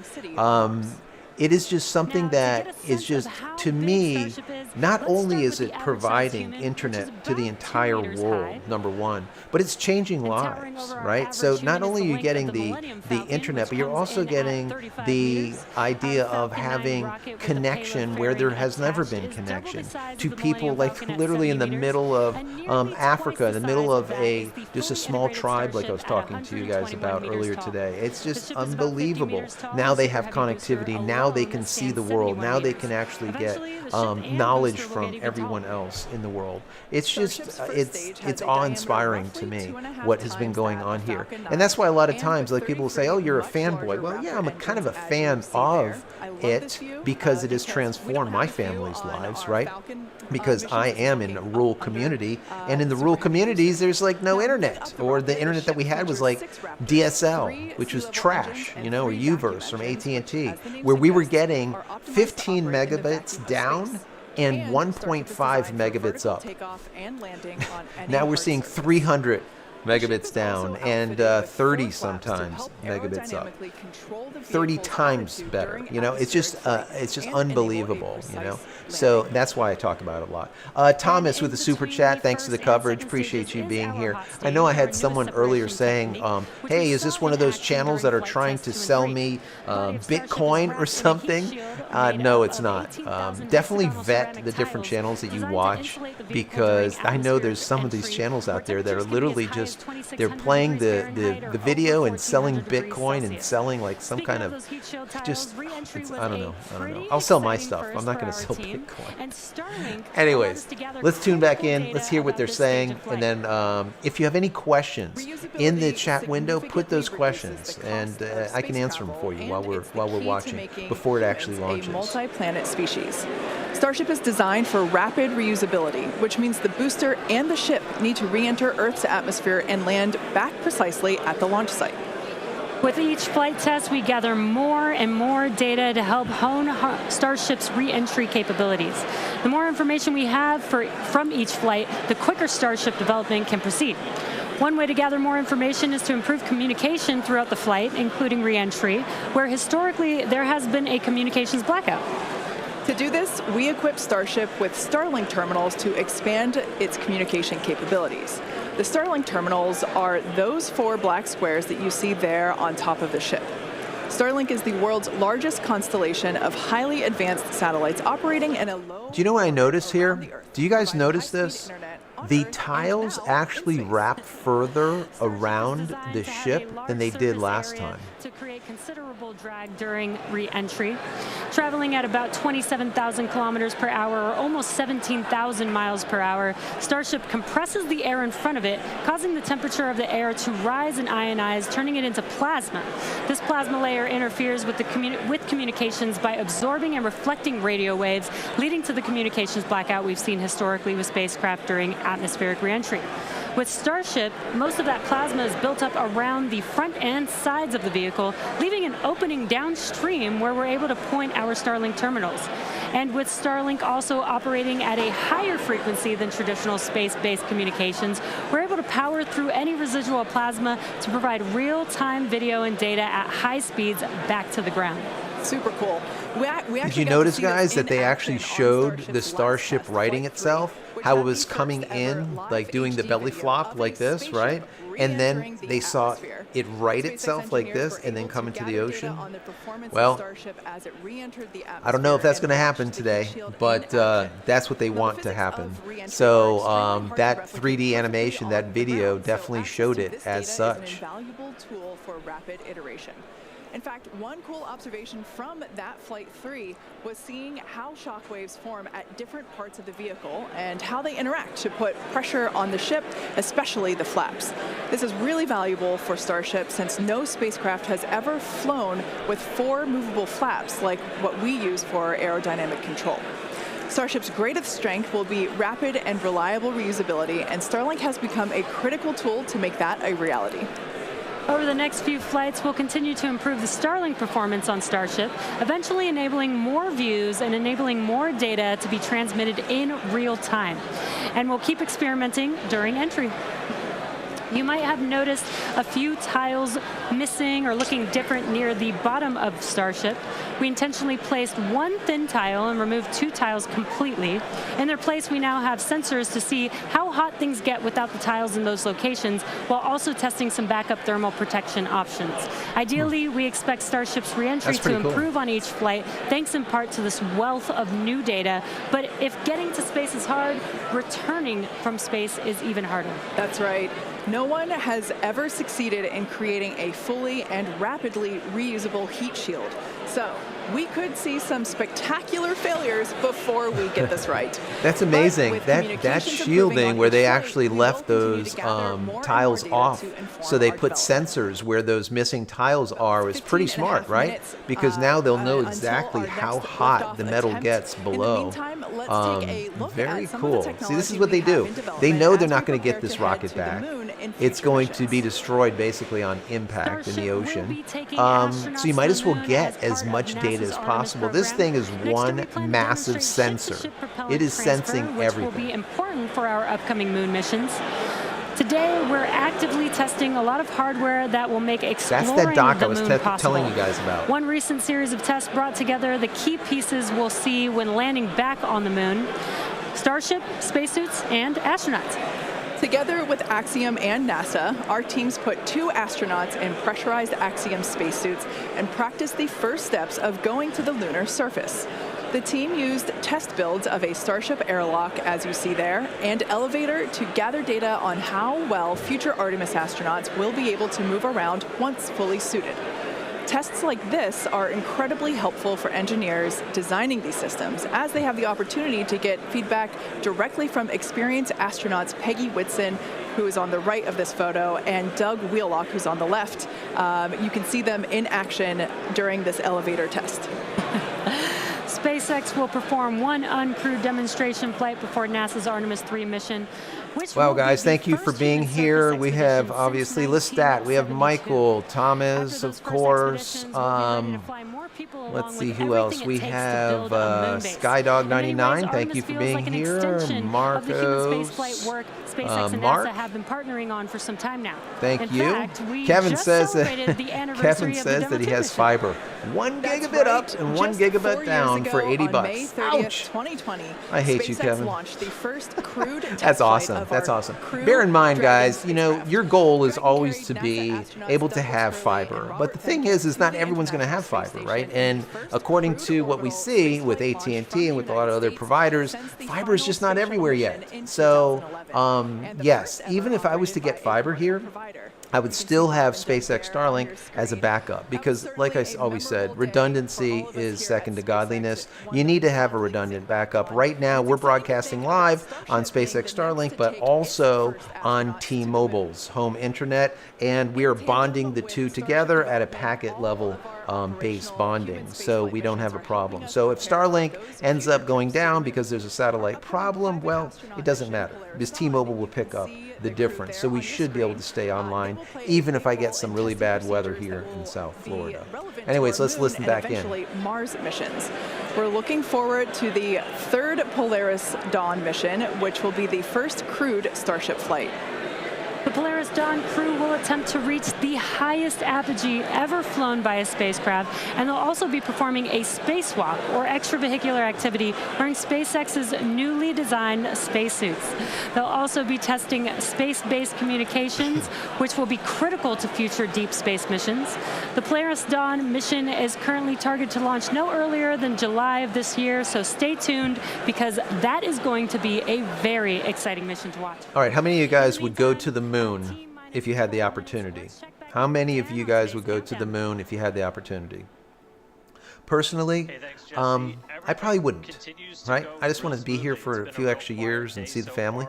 But I think it would be just an unbelievable sight to actually look back and see our little blue marble floating there in the middle of nowhere, right? Just to give a scope on small and just microscopic we are in the with the size of the entire universe, right? It's just it's amazing that that this little blue planet houses us, you know. Anyways, I want to say thank you to Jordan Anderson for the super chat. I do appreciate you. Thank you for that. Super chats are always warmly welcome. He said, I just got AT&T fiber 1.3 gigabits by 1.3 gigabits. That's up and down. Holy hell. Still have Starlink for my camper. That's smart. Same thing that I would do. I will keep having Starlink even if I ever did get fiber in this location. Fiber will finally, eventually get to us. And once again, I will keep it because redundancy is very, very important. And they're getting it for $60. Fiber is extremely cheap if you can get it. In comparison to satellite. But the one thing that I do find interesting here before we get back to the coverage and listening to what they have to say is that the latency has been going down and the speed for SpaceX Starlink has been going up. That has been really due to the fact that SpaceX Starlink satellites are now becoming more, let's say, version 1.5s and 2.0 minis. Meaning that there's 6,000 satellites that's currently operation. Out of that 6,000, 50%, so it'd be 3,000 of them are actually version 1.5s and 2.0 minis, meaning that they actually have the satellite communication or intercommunication lasers built on board. So that produces a massive mesh network around the entire planet. People don't realize this. Think about your mesh network that you have in your home, let's say, where all those mesh, those routers or those APs or access points are communicating together, and you can walk to any part of the house and you have full signal. Well, think about that. Instead of having like 4 or 5 APs or access points in your home, think about 3,000. So the information that I have on a satellite right overhead in Florida could be the exact same information like over China in a maybe 2-3 milliseconds. That information could be moved at the speed of light in a vacuum. Very fast. The speed of light in a vacuum through these lasers, once again forming this mesh network. So this is going to reduce latency, increase speeds, and then also what is going to have to happen to reduce the latency. Remember, Elon Musk says that he wants latency sub 20 milliseconds. Right now, we're seeing about 30 milliseconds, 35, 40. Every once in a while, we'll get 20, 22 milliseconds when we have a 2.0 mini above. right? Those are the ones that are 4x the capacity. They are a better satellite, okay? So we get faster speeds. And that's why most likely you're getting, if you have SpaceX Starlink, you're getting really good speeds and then okay speeds, and then really good speeds and then okay speeds. And the reason being is, once again, 50% of those satellites are the good satellites, and the other 50% are the version 1s that don't have the laser communication, and they are a little bit slower and they have less capacity. So bear that in mind, and I just wanted to bring that up. Let's go back and listen in and see what they're talking about in here. this animation. As we know, we find that our renderings tend to end up looking really similar to real life. So while this is a rendering, we do know we can look forward to this in the future. Like I said, we're going to have 2 at Cape Canaveral in Florida and 2 located at Starbase. Wow. Starbase will continue to be used for flight tests, and the towers at the Cape will come online as we prepare to fly operational Starship missions. Wow. In fact, we recently upgraded the actuators in the chopsticks, which are responsible for swinging those arms in for a catch. And we'll be testing an operational step on this flight by moving the chopsticks to the catch position immediately after Starship flies away. That's going to be really incredible Just to so see. you guys know, As I'm we about mentioned, 2.5 to 3 hours away from Cape Canaveral. So hearing that they're going to have 2 launch pads at the Cape, and hearing that the Cape is going to be used for all of the actual missions and the test missions will happen in Texas, that's really great for me, because once this happens, I'll be able to take you guys on a trip, for example, to the Cape, and maybe we can go live from Cape Canaveral and actually see an actual mission once they happen. So this is big news for me. I love this. I didn't know that they were actually going to have 2. I know they were going to have 1. I knew that they did change the actuators in the chopsticks, as I call them, the little salad tongs that catch it. So that's pretty cool. Let's get back into it. Now, with all that being said, let's check back in with Dan for the latest. Just so you guys know, T-minus 5 minutes from now, T-minus 4 minutes from now is when the propellant will be complete. So that would be 3 minutes, or T-minus 3 minutes, 20 seconds. Away, you can see when we throw up the graphics for prop load that we're almost closed out. Ship more than 90% full. Those header tanks are done. And then the boosters coming up on 90% real soon. So we're going to see those close out in the next couple of minutes. Ship's going to end at about 3 minutes and 20 seconds. It'll be fully loaded. And then booster at about 2 minutes and 50 seconds. After all the props loaded on, we go through a lot of steps to safe ground systems. You're doing things called pushbacks, where you're just clearing all of those lines on the ground of propellant before we lift off. But once we're done, we're going to have 10 million pounds of liquid propellant on board Starship to help power the most powerful vehicle ever designed. If we do hold, we have a built-in hold gate at T-minus 40 seconds. We can hold there for about 30 minutes or so today. If we need to wait for final pressure checks, or for if we have anything on the range, anything like that. Did just get that the range is green.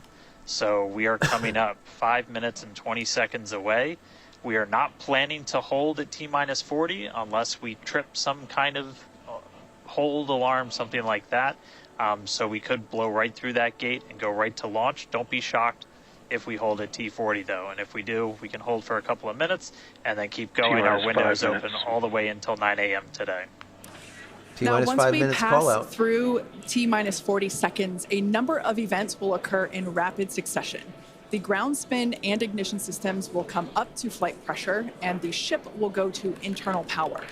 Now, after that, the quick disconnect arm lockout is removed in preparation for retraction shortly after T0. Gas lines connected to the booster and ship are vented down, and once we pass T-minus 40 seconds, we still have the ability to recycle the count under certain conditions back to T-minus 40 seconds and hold there to assess what happened and if we can proceed again to T0. However, once the water for the deflector system begins flowing at T-minus 10 seconds, any issue after that would be an automatic scrub for the day, as teams would need to refill the deflector's water tanks, as well as the lock storage tanks at the tank farm before making another attempt. So, as Dan mentioned earlier, we are not planning to hold at the optional T-minus 40 second mark.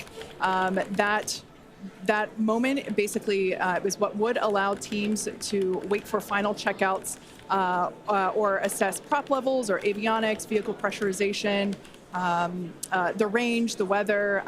Weather is 95% go, as you can see from these incredible drone views that we have and pad cams. It is a beautiful day. Of course, we have some clouds billowing from the locks there. Yeah, and again, Wow. a reminder that the payload for this mission is data, and our primary goal is to get. So that's it. That looks pretty good. Everything is looking good. We got T minus 3 minutes and 12 seconds. T minus 3 minutes, 12 seconds. That is awesome. That means that propellant is fully loaded. That's 100% propellant loaded. At 2 minutes 50 seconds, it looks like everything should be 100% on par and loaded, and then we will not see anything new after that. The load is done, and basically at 30 seconds is when the flight director will give the go, no go. So what they were saying is they could stop, they could hold it at 40, T minus 40, but we have 95% when it comes to the actual weather. That is a big major factor. So unless there's something that's unforeseen, I think that we're going to go. It's not going to be held at T minus 40 seconds. I don't think so. I think they're going to actually launch. So right now we're T minus 2 minutes and 50 seconds. So we got a couple of minutes left for launch. I want to say thank you to old broken old toe Tom. He gave free memberships to 5 people. He's been a member for 5 months. I appreciate the premium sub. That is very, very appreciated. Thank you for being here. I will say thank you to everyone for coming today, because there's been so much outpouring of love on this channel, with people constantly giving back to the community. And sometimes I wouldn't even have to say anything in the chat, and people will be answering everyone back and forth. I really do appreciate it. The community has just become amazing. Anyways, let's listen back in. We're now at 2 minutes and what are we at? 1 minute 45, I think, or no, 1 minute. Yeah, 1 minute 20. So I'm going to leave it at that, and we're going to listen in and see what and watch Both this on the thing go vehicle off. and the ground. Fingers are crossed. It's guys. running a Fingers lot are of its own crossed. self-checkouts, venting different tanks and pressure lines throughout the vehicle. We essentially built that 40 seconds, as that's about how much time it takes for the vehicle to take all of those actions, which is why we hold there. But all of that happens automated. T minus 1 minute. T minus 1 minute, guys. TVC, this is what we've been waiting control, for. How we're going to steer. And then we see liftoff. So we're under a minute away. Man, this stuff does not get old to me. I remember watching 45 the seconds and the counting. space shuttles launch, and it was just All right, now as we amazing. close in, Amazing, just like this. we are past the 40-second mark. So let's listen in. Flight Director Ty Huntington's going to take us through one more time for a Starship liftoff.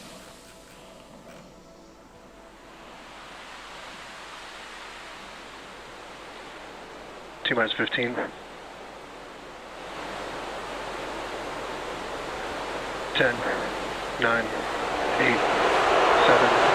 6, 5, 4, 3. Here we go.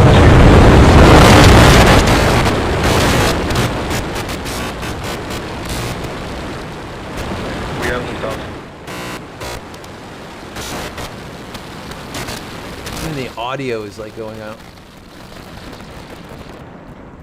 Vehicle is pitching downrange.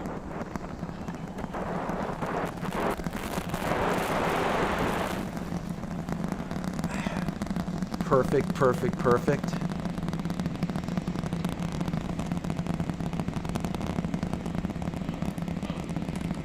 All right, 30 seconds into flight. The rumbles are still building here in the Raptor's nest. We're seeing 32 out of 33 engines lit on the Super Heavy right now. Perfect. No Coming up engines shortly out. is going to be Max Q. Oh, we see one engine out, guys. One One engine is out. Do you see that? I don't like to see that. One engine is out. Let's not see Max any Q. more. It is an outer engine, which is okay. All right, we just passed through Max Q, so we're going to continue on up. We still have about Vehicle is a supersonic. minute and 30 seconds until we get to stage separation. Starship now flying faster than the speed of sound.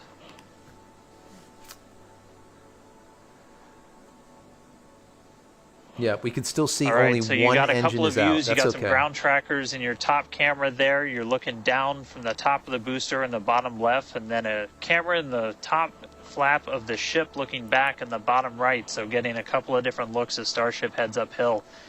Once we get the hot staging, a lot of things happen all at once simultaneously. We're going to light the engines on the ship, starting with the RVACs first, and then the 3 center sea level engines. Before we're separated, all of that exhaust gets plumed out the side of the hot stage. I'm seeing and another then engine the ship will separate itself. All but the 3 center engines on the booster are going to Oh no, there's only one. shut It looks down. like there's only one. So the booster never stops its thrust while we go through this hot stage maneuver. After that, the booster is going to do its flip, start heading back, and then the ship will be on its own power on its way to space. So that should be coming up in just about 30 seconds from now. As of right now, still looking in like 32 out of 33 Raptors lit on the booster. And we'll start to see those stagger down. They're going to turn off in banks, so you'll see the lights on the bottom left screen of the engines that are active start to turn off in different groups, and you'll see those 3 center ones lit. Not bad. 32. The actuators are working on those flaps. Booster That's engine cut perfect. off. Ship ignition. There it is. Stage separation confirmed. Hot staging Boost back burn, complete. start up. Acquisition of Houston. Sweet. Perfect. You see the roll. You can see the roll. Perfect. Hot stage confirmed. Ship under its own power. Booster boosting back.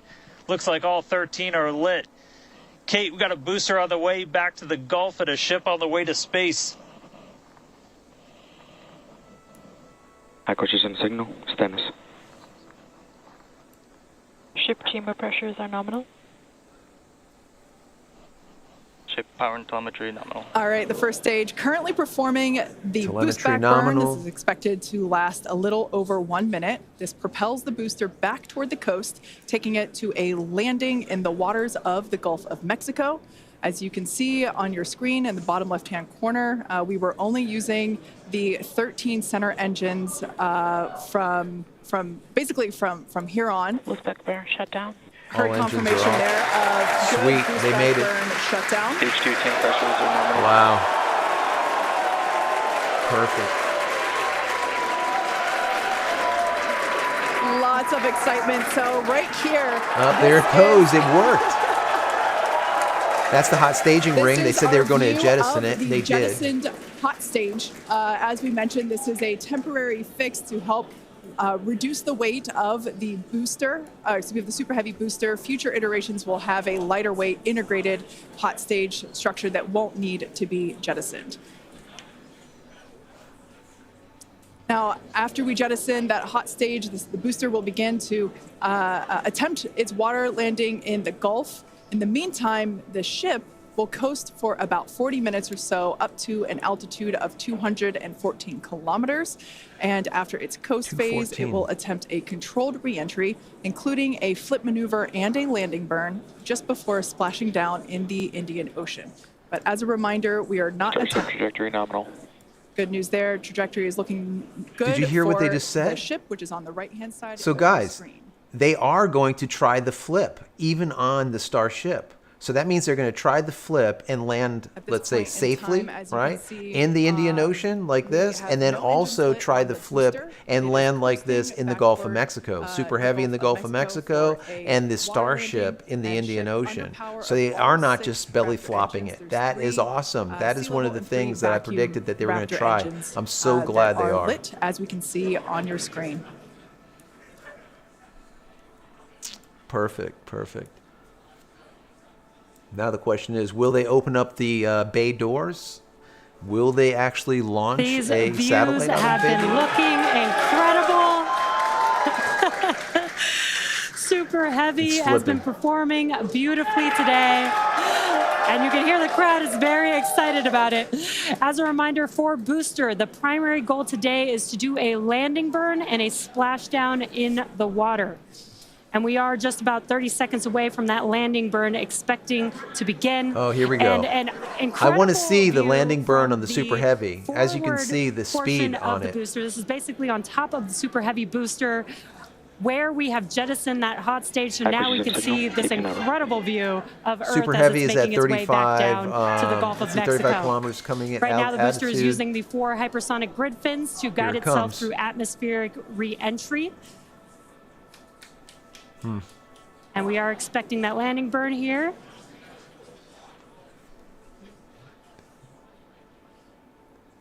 Wow.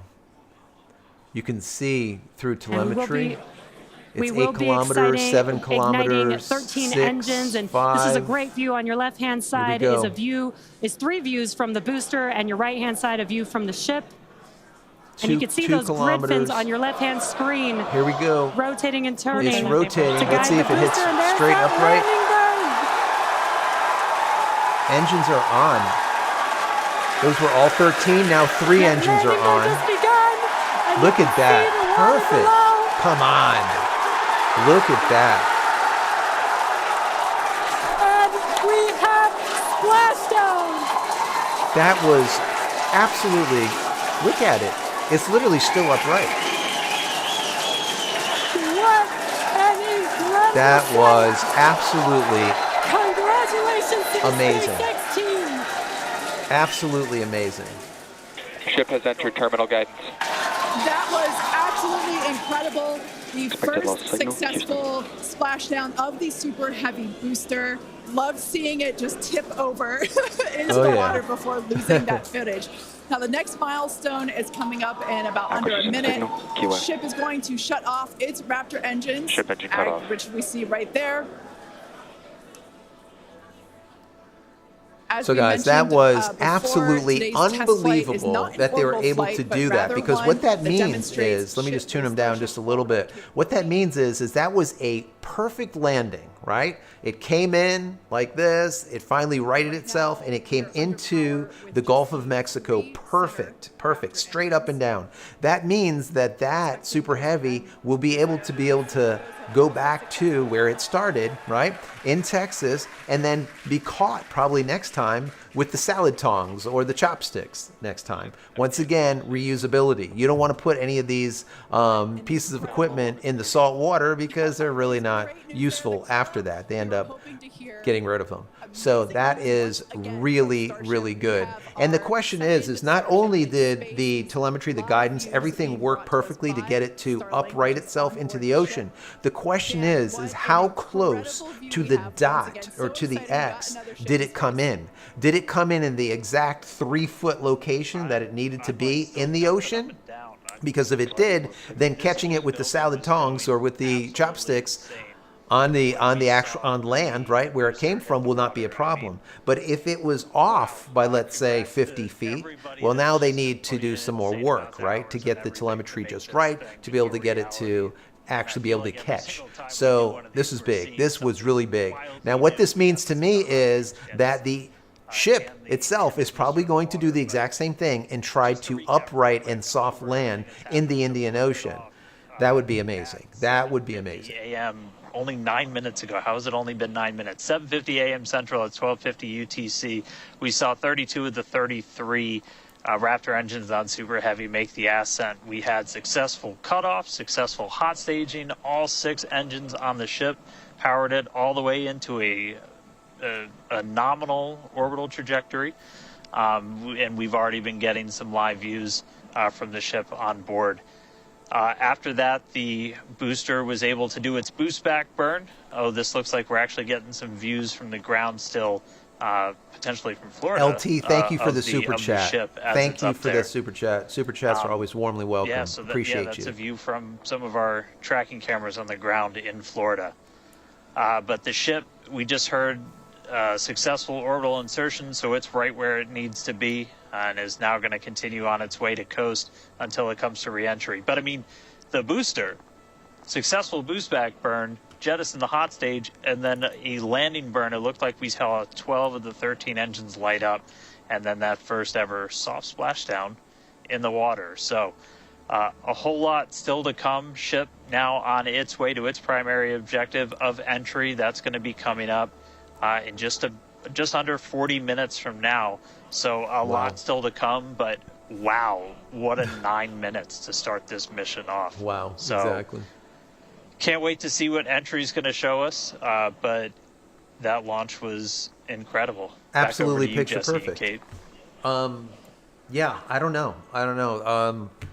Wow. Just like I said before, I am the still trying to thing catch with my breath here. SpaceX is the way they iterate. That was They some incredible views that we have constantly never seen are before. fixing It problems, has been but they actually nonstop fix the since problem. liftoff. So here we saw that in ITF or the IFT-3, right? Every single engine was lit. None of them went out. This time, one Raptor engine went out. So, but it was the outer ring. So instead of 33, it was 32 engines that were lit. One went south. It's going to happen, right? But obviously, that's not going to be a problem. They could probably have maybe 3 or 4 of those engines go out, okay, without an issue, maybe even more. So that's not a problem. Where you get into problems is if the inner 3 engines, okay, end up going out, because now all of a sudden you have a guidance problem, right? Or the 13, because you have 33, you have the 13 on the inside. So anyways, the bottom line, or you have the inner ring, which has 13, and then the inner ring, which has 3 that actually are on like gimbals, which control the guidance. So as long as those don't go out, you're pretty much good. So we ended up with a total of 32. Not bad at all. Can't complain.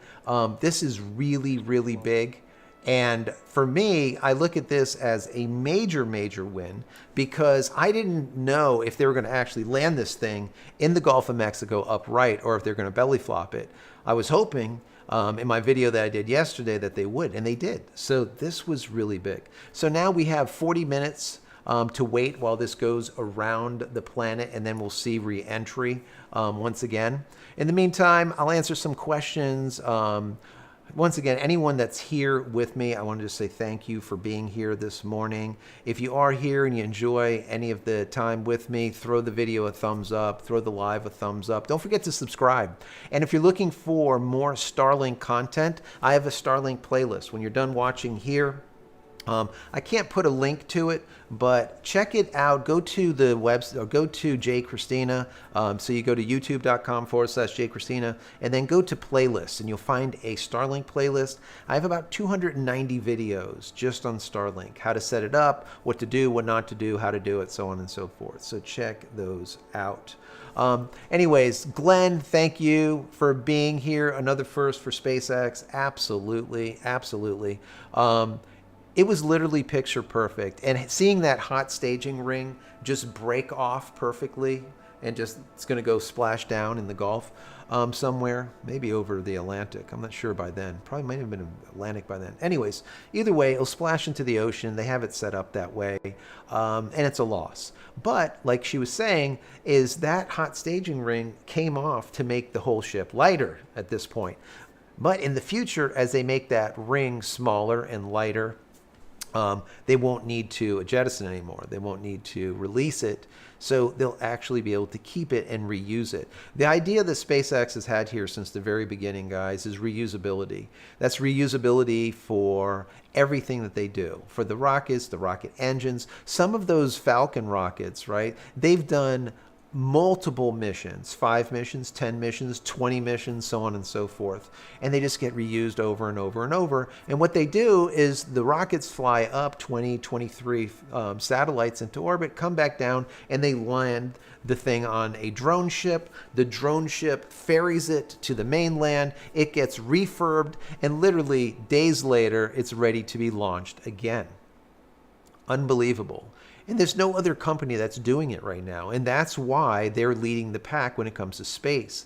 Now, China's doing a good job too for what they're doing. I mean, just look, they just landed on the far side of the moon, which we haven't, and picked up samples, okay, to bring back to Earth. So China's doing a fantastic job also. And I think it's very important for us to just be cognizant of other countries moving forward in space as we are, and make sure that our people like Elon Musk and other companies that are doing it, right? You have AST, you have, of course, Jeff Bezos's company over there. You have a lot of different companies that are working in space, and we hope that they have the latitude or the resources even, and let's say the ability to be able to iterate quickly. For a while there, at the very beginning, the FAA, the FCC, the fish and wildlife people even were putting the kibosh on everything that Elon Musk was doing. And I feel like that is kind of lessened a little bit. And the reason it is lessened, I think that the government knows that at this point they're in bed with Elon, if they like it or not. Okay, that's with Space Force, which is the equivalent to Starlink, but on a military level, Space Force, and all of the rest of the launches that Elon does.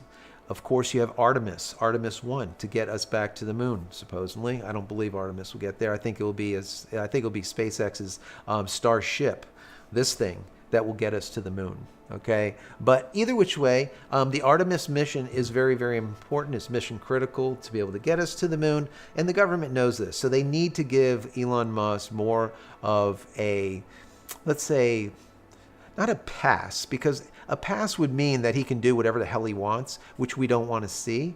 But let's say less regulation or less nonsense. I mean, literally, the last time when there was, or I think it was IFT-4, when the thing blew up, we had fish and wildlife combing the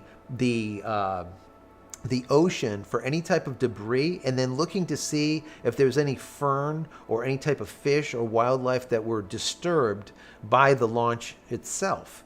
And, you know, I am an Earth type of person, but there is a point, you know, where you have to kind of juggle these things. And what the FAA and the FCC said in their release just yesterday, the day before, is that they're not going to, let's say, impede the next IFT-6 or IFT-5, excuse me, from launching as they would in the past. They would be more lenient. So if this thing didn't blow up and cause any type of harm, they will still do the investigation, but while the investigation is ongoing, they will still allow SpaceX or Elon Musk to launch the next iteration, because that's the only way that this is going to work. Constant reiteration, iterations and reiterations. And then, of course, you know, this is one of these companies, when I look at it, as not only iterating fast, which is very, very important, but they are constantly creating new things. Because just think about it. The hot staging ring was something that has been done by the Russians for decades, right? It's been done for decades. And Elon and SpaceX said, you know, the two pieces, the Super Heavy and the Starship, didn't pull apart properly because of this and that. How about if we just hot stage it, put a ring in between, and then basically blow them apart, quote unquote, right? And they did it, and it worked the last time flawlessly. They kept the ring on board, which made it a little bit heavier. This time they said, you know what? Let's discard that ring. We don't need it. It's just creating extra weight that we don't need on Starship. They did it, and it worked. So this is the type of thing, that constant iteration, but invention, right, is very, very important, and innovation instead of iteration. Whereas, like, NASA will iterate, right, but they'll iterate at the snail's pace, where SpaceX will iterate quickly. Their innovation, I don't think, is as robust as what we see with SpaceX. And I think that's why they're doing so well. So anyways, guys, I took a poll. I said, how many of you guys think that they're going to make it into space and actually make it around the planet? And 94% of you guys said, yes, they're going to make it this time. You know what? I'm going to do one more poll, because I want to know what you guys think about this. So the poll this time is going to be, will Starship, okay, land upright? Okay. In other words, will it actually come in belly first, all right, and then land in the ocean like this, or will it belly flop, or will it burn up? So let's say, I'll just say, will it land upright? Because This is what I kind of want to know. What do you think about that? Will Starship land upright? You guys answer. I want to know what you guys think about it. I personally think that it will. When I saw the Super Heavy land upright, as long as those 3 Raptor engines in the dead center are still functioning, they are operational, everything's nominal, those are on a gimbal, and that's what can guide it to where it needs to be. Of course, having the fins, right, having the actuators in them work is very important. Last time we saw one of the actuators not working and the thing started barrel rolling. Well, this time there's redundancy in those actuators, right? So that is going to help it not end up with this problem. So that is very interesting. Also, I want to know what heat ends up being calculated or is sensed in the 3 plates, in the 3 tiles, or no, excuse me, 2 tiles that they have missing in the underbelly of the Starship. So if you guys weren't here from the very beginning, the Starship belly is wrapped with these heat tiles, and they actually wrapped it a little bit further around. According to, now, don't quote me on that, but it looked like there was a little bit more wrap of the heat tiles than the last time. But anyways, at the lower end, where it's going to come in like this, at that lower end, there is 2 heat tiles that they deliberately left off, and they put sensors in there to see how hot it actually gets.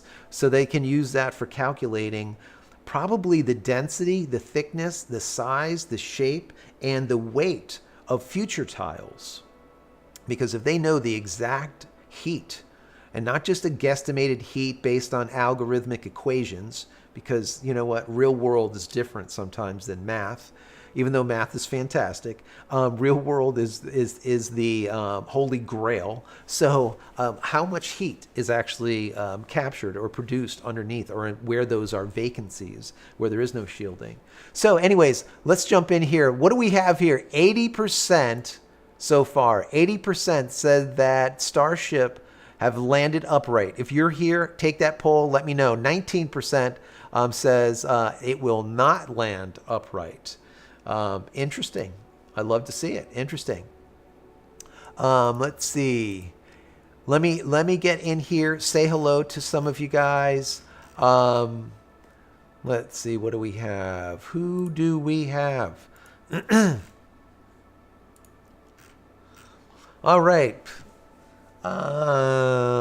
Polite, how are you doing for being here? Glazed, Vaseline, how are you doing? How much longer till reentry? So reentry happens, it said 40 minutes ago, so it'd be 30. So we have T minus 20, let's say 25, 23 minutes or so.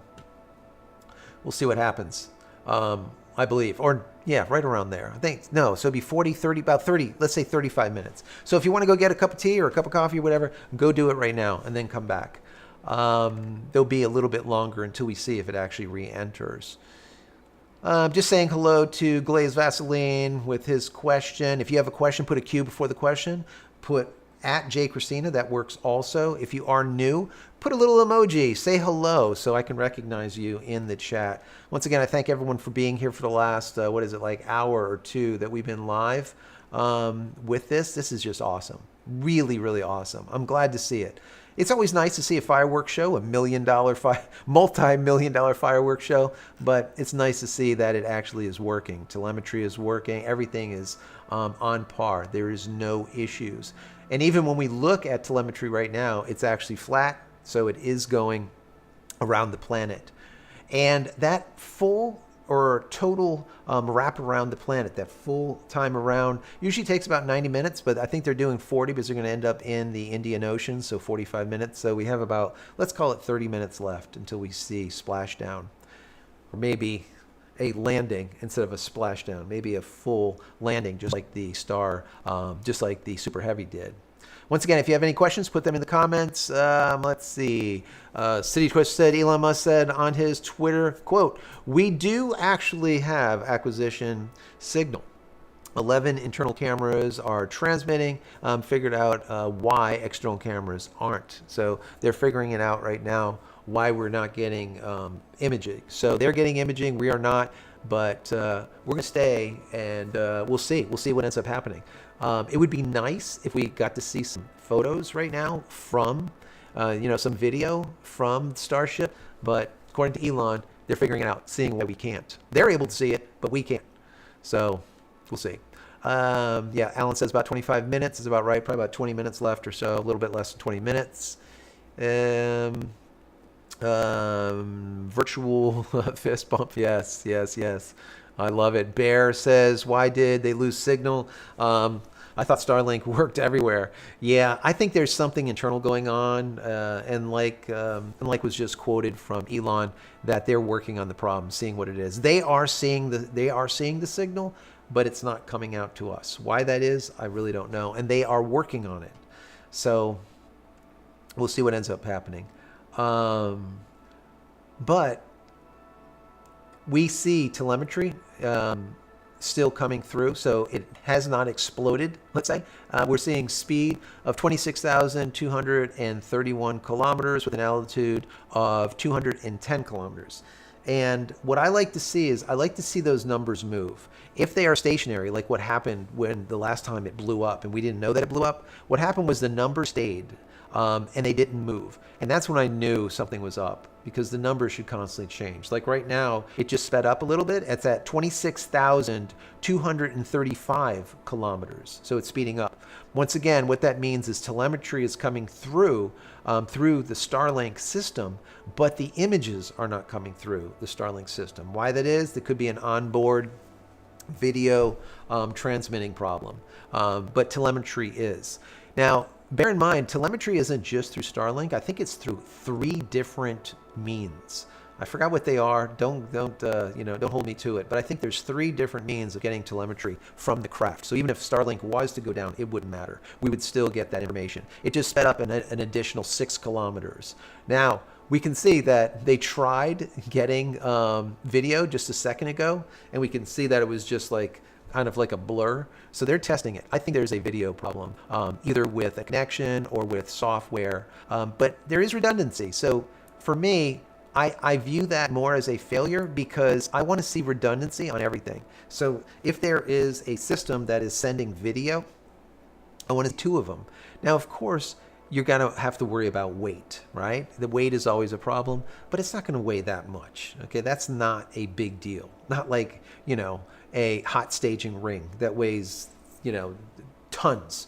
So they should have redundancy for video. They should have redundancy as they do for telemetry. So they should have actually 3 different means of sending video. That's my personal opinion. That to me is a slight failure. But either way, maybe they'll get it online. According to what Elon is saying, we're working on it, is what he said. We're working on it. So, all right, we'll see. I'm going to go and head over to Elon's X page real quick and see if anything else is coming up or anything else that he's saying. And no. Yeah, nothing new in there. So we will leave it at that. Yeah. Let me go ahead and switch over. We're going to leave this for the acquisition of Signal and see if that actually works sometime soon. If you are new, once again, put a little emoji, say hello in the chat so I can recognize you. Lightning Nut, thank you for being here. It says, Elon Musk says, external cameras coming back online in 11 minutes. There you go. Perfect. 11 minutes according to Elon. Let's see. Yeah, he said we do actually have acquisition Signal. 11 internal cameras are transmitting. Figuring out why external cameras aren't working. External cameras come back online in 11 minutes. So we will stay on his page and see what we see. See if there's anything new. So let's say T-Minute. Golden Retriever says that my audio is cutting in and out. Really? That's interesting. Let's look at that. So according to what I'm sending out, hey guys, anyone else having an audio problem? Let me know. It says your audio and video is out of sync. Is it? All right. Let me go and refresh this and see what happens. All right. Okay.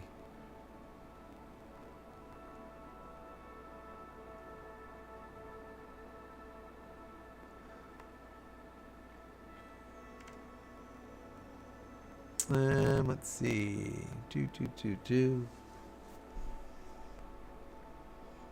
Lawrence says watching from his campsite. That's awesome.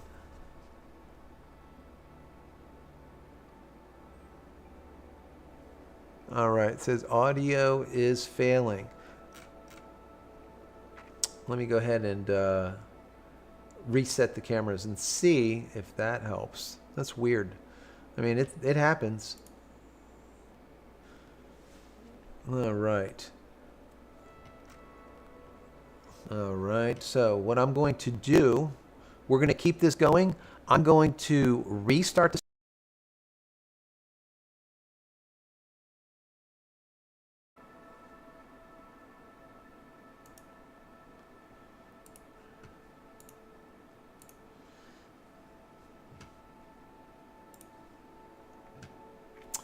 All right. All right. All right. Let's see. So, let's see. We are back. Let me know if the audio and the video is working properly.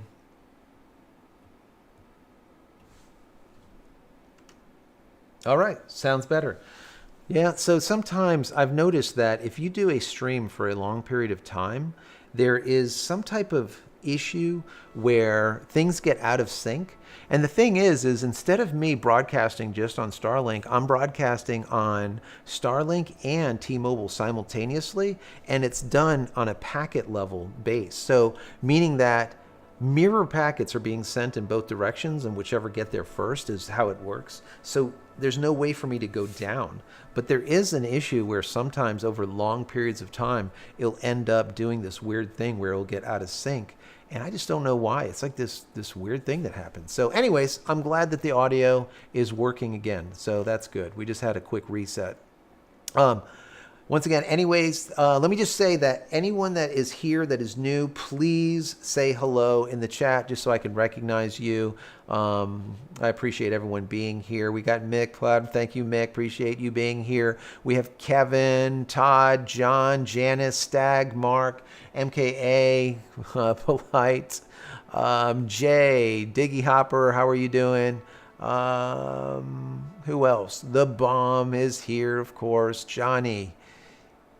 Golden Retriever, appreciate you as always. Anthony, who else? JK, Johnny, there's a lot. Wow, there's a lot of you today.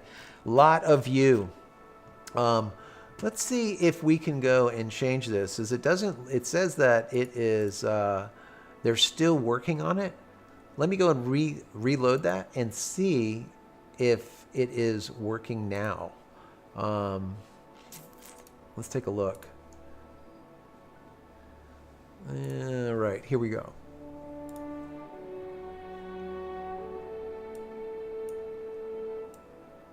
All right. All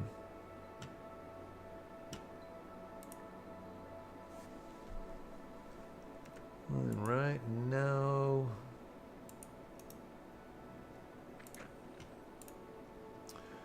Are they back? Do we have image yet? Is there images? Nope, it still says acquiring or waiting acquisition of signal. Yeah, come on now. I want to see that fixed. We want to see some of these beautiful images, right? I don't know why they're down. Let me see if Elon has said anything new over on X. If anyone else is monitoring Elon's X page, let me know. So if I miss something, I can let you guys know. No, I don't see anything in here. He's got his pins, and then down here, the hot staging, all this. No. Nope. Still, he said 11 minutes. That was 16 minutes ago. Oh, here we go, guys. We're back. There's images. Wow. All right. Let me see if there's any audio. No, we can't play that because they're playing elevator music. As soon as they start talking, we'll go back to the feed. So acquisition for the video is back. So it looks like there's one camera that is showing. But at least we know the craft is, like I said, stable. It is now going 26,438 kilometers per hour and an altitude of 164 kilometers. Now, it was my understanding that they were supposed to get to around, 200 kilometers or so, somewhere right around there. So it might be still, it might still be going up. We can see the angle when we look at the telemetry on here. We can see the angle that it is at. So it's coming in. It's still like this, right? It's not perfectly flat. It's like this. So this is good. I'm glad that this is working. Audio is working. This is good. I love this. So Lestat with the poop emoji. I love the pink poop emoji. Very, very cool. Brian says, nothing like watching extension of billionaire. Egos being shot into the sky. Yes, yes. So Brian, we could always look at the ego of Elon Musk and shooting billions of dollars into the sky, and we could compare that to the ego of a billionaire like Jeff Bezos that can't get anything into the sky, right? He owns a space company that has never put a single satellite into orbit. He is trying to create a SpaceX Starlink equivalent that so far has seen 2 prototypes in orbit, which they were just recently deorbited, and that was it, waiting for more to be launched. So in the course of, let's say, 3-4 years of him working on this, I'm talking about Bezos, that billionaire has done nothing when it comes to his service, where we see SpaceX, Starlink, or Elon Musk, that billionaire that has put 6,000 operational satellites into orbit. So there is a little bit of a difference. But I like to see it, and I do agree. You see billionaires being able to kind of play, right? And that's what it is. It is for the future of the world and the planet. But it's also literally watching a kid play in a sandbox, a very expensive sandbox, right? It's just fascinating to me. It's fascinating, especially when things go well, like this did. This has been picture perfect this morning. Absolutely picture perfect.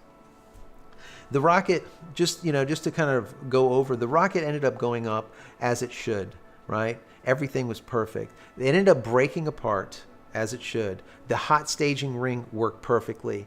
The 33 in totality engines, 32 of them were working, and only one on the outer ring went out, which was good. The ring, that hot staging ring, was a jettison, so it worked, right, as it should. And now the ship is actually cruising around the planet. Takes like, I think what they're saying, 40 minutes or so before we see reentry. So there's probably now right around maybe 15 minutes left, 20 minutes or so before we see reentry, which is amazing if you think about it. The question that I have, and according to what you guys said, 18% said that this will not reenter and end up blowing up on reentry, whereas the rest of you guys, 80+% said that yes, not only will it re-enter, but instead of belly flopping in the Indian Ocean, it'll actually right itself, just like the Super Heavy did, and land softly, straight up and down in the Indian Ocean. That would be an amazing feat. Also, the thing that I want to see here is, did they open the payload door? Let me just listen in real quick, make sure there's no elevator music. 5 miles per second. Oh, they're talking again. So At those let's speeds, go back in the here. spacecraft moving through the atmosphere results in friction. So anyways, I want to know if the bay doors open, number one. I also want to know if they did the fuel transfer. Is the fuel transfer actually working? And these type of kind of things. see here, distorts communication frequencies. So we're left with a brief blackout in communication. That's a great 3D rendering. Look at that. You can see the plasma pouring off. So that would be a belly flop, but instead, watch what they're showing. Yeah, that's that right, it's Kate. going And to do. Starlink's what's really allowing us to capture as much data as possible, especially through this reentry. Updated Straight animation up and landing down. burn. I hope we get to see it for real today. But these live views that we're getting now and we're going to continue to get are through Starlink. That's going to allow us to get as much data as possible, which we've said it before, we're going to say it 9,000 times. The data is the payload on these flights. So as much as we can learn, that's just going to pay dividends on all of our future flights and help us get Starship to an operational phase. Re-entry, obviously a really critical phase of the flight, and it's the one that we're now most focused on cracking to get us closer to that full reusability. Starlink is going to be able to send us data back all the way through re-entry. We've done some additional testing, and we're expecting to be able to get data from Starlink thanks to its high frequency and kind of the orientation and everything of Starship all the way through re-entry. And then do you see the orientation just changed? Remember, it was more flat. It was like this just about 5 minutes ago when I was telling you. Now it's like this. You see the telemetry information there. You can see the position of the ship is now like this. I want as many camera views as you all do. So huge shout out to the AVI and the software teams and everybody that's been working with us. We're getting more cameras on Starship, not just because it looks cool, but this provides an incredible insight into re-entry, which is, historically a really tough window to look through. The physics of re-entry are insanely intense. One of my favorite NASA astronauts, Victor Glover, recently described it as with the forces and the flows and the temperatures, it's like pointing at a raging river in one spot and saying, tell me exactly what's happening right there. And that's what a ship is experiencing as it goes through, as it's moving through the atmosphere at more than 5 miles a second and heating up to thousands of degrees. You guys just see a few particles fall off? Just having visual representation, just being able to see what's happening is incredibly valuable. So sure these views are going to be through Starlink. We've got this one. This is in one of the forward flaps looking back. So if you see it rotating around, that's because, again, it's embedded in one of those forward flaps. So as we get through and we start to build up density in the atmosphere, this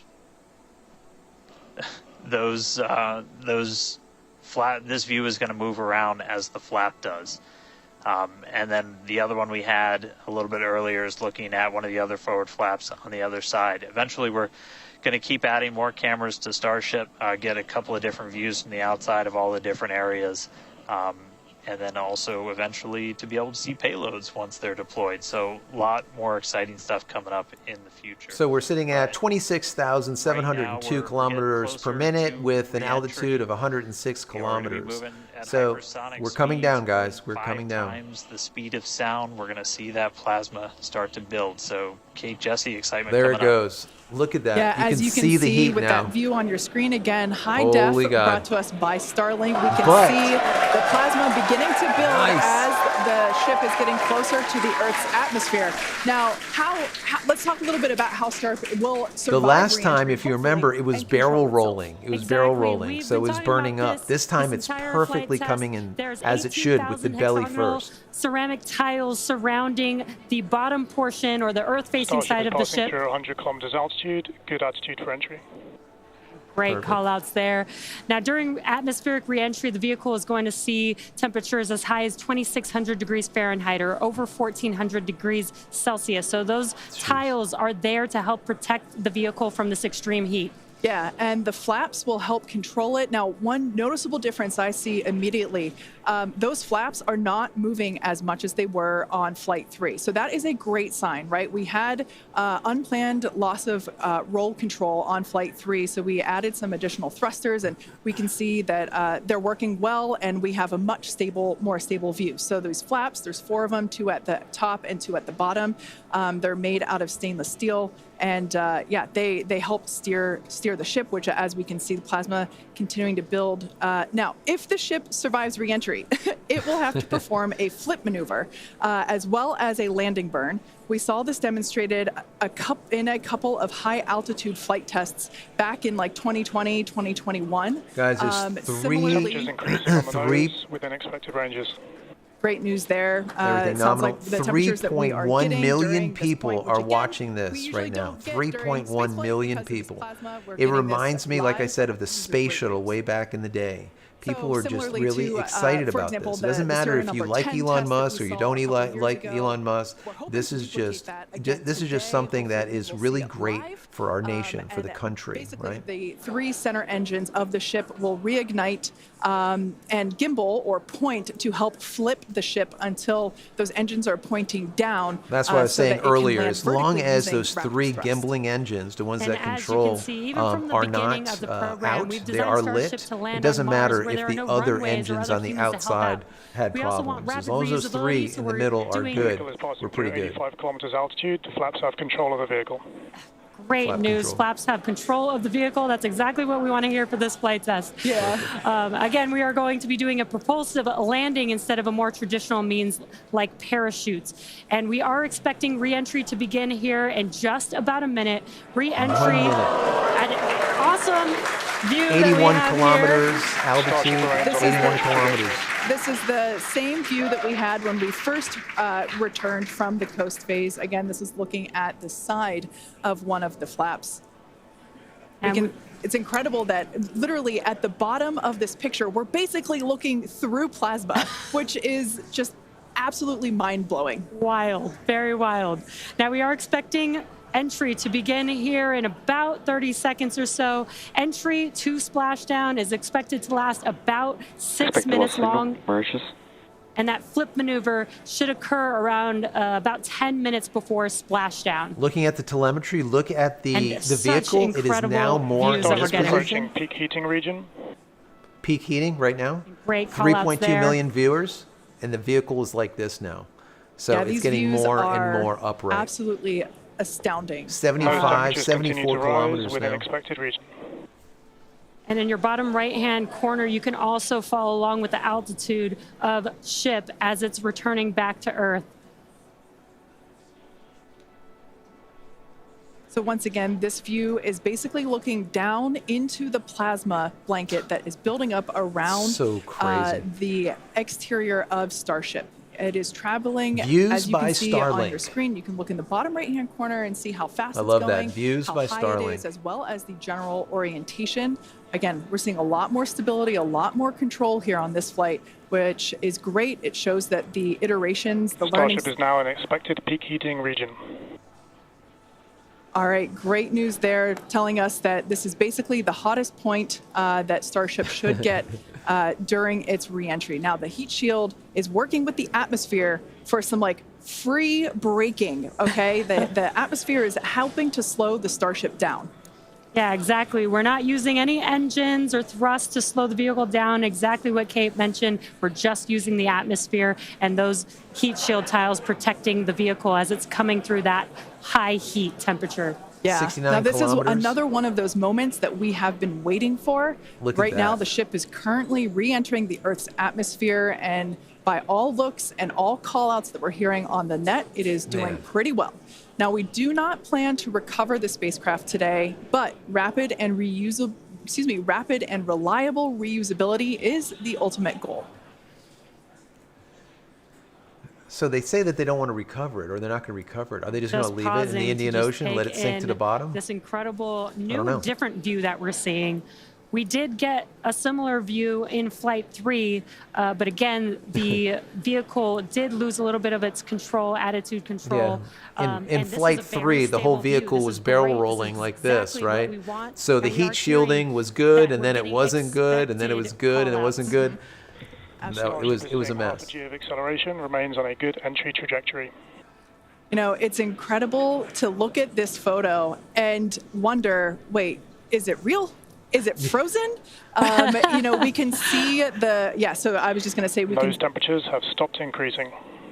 Oh, There that you is go. great news. Maximum The temp. temperature is That's no longer it. building.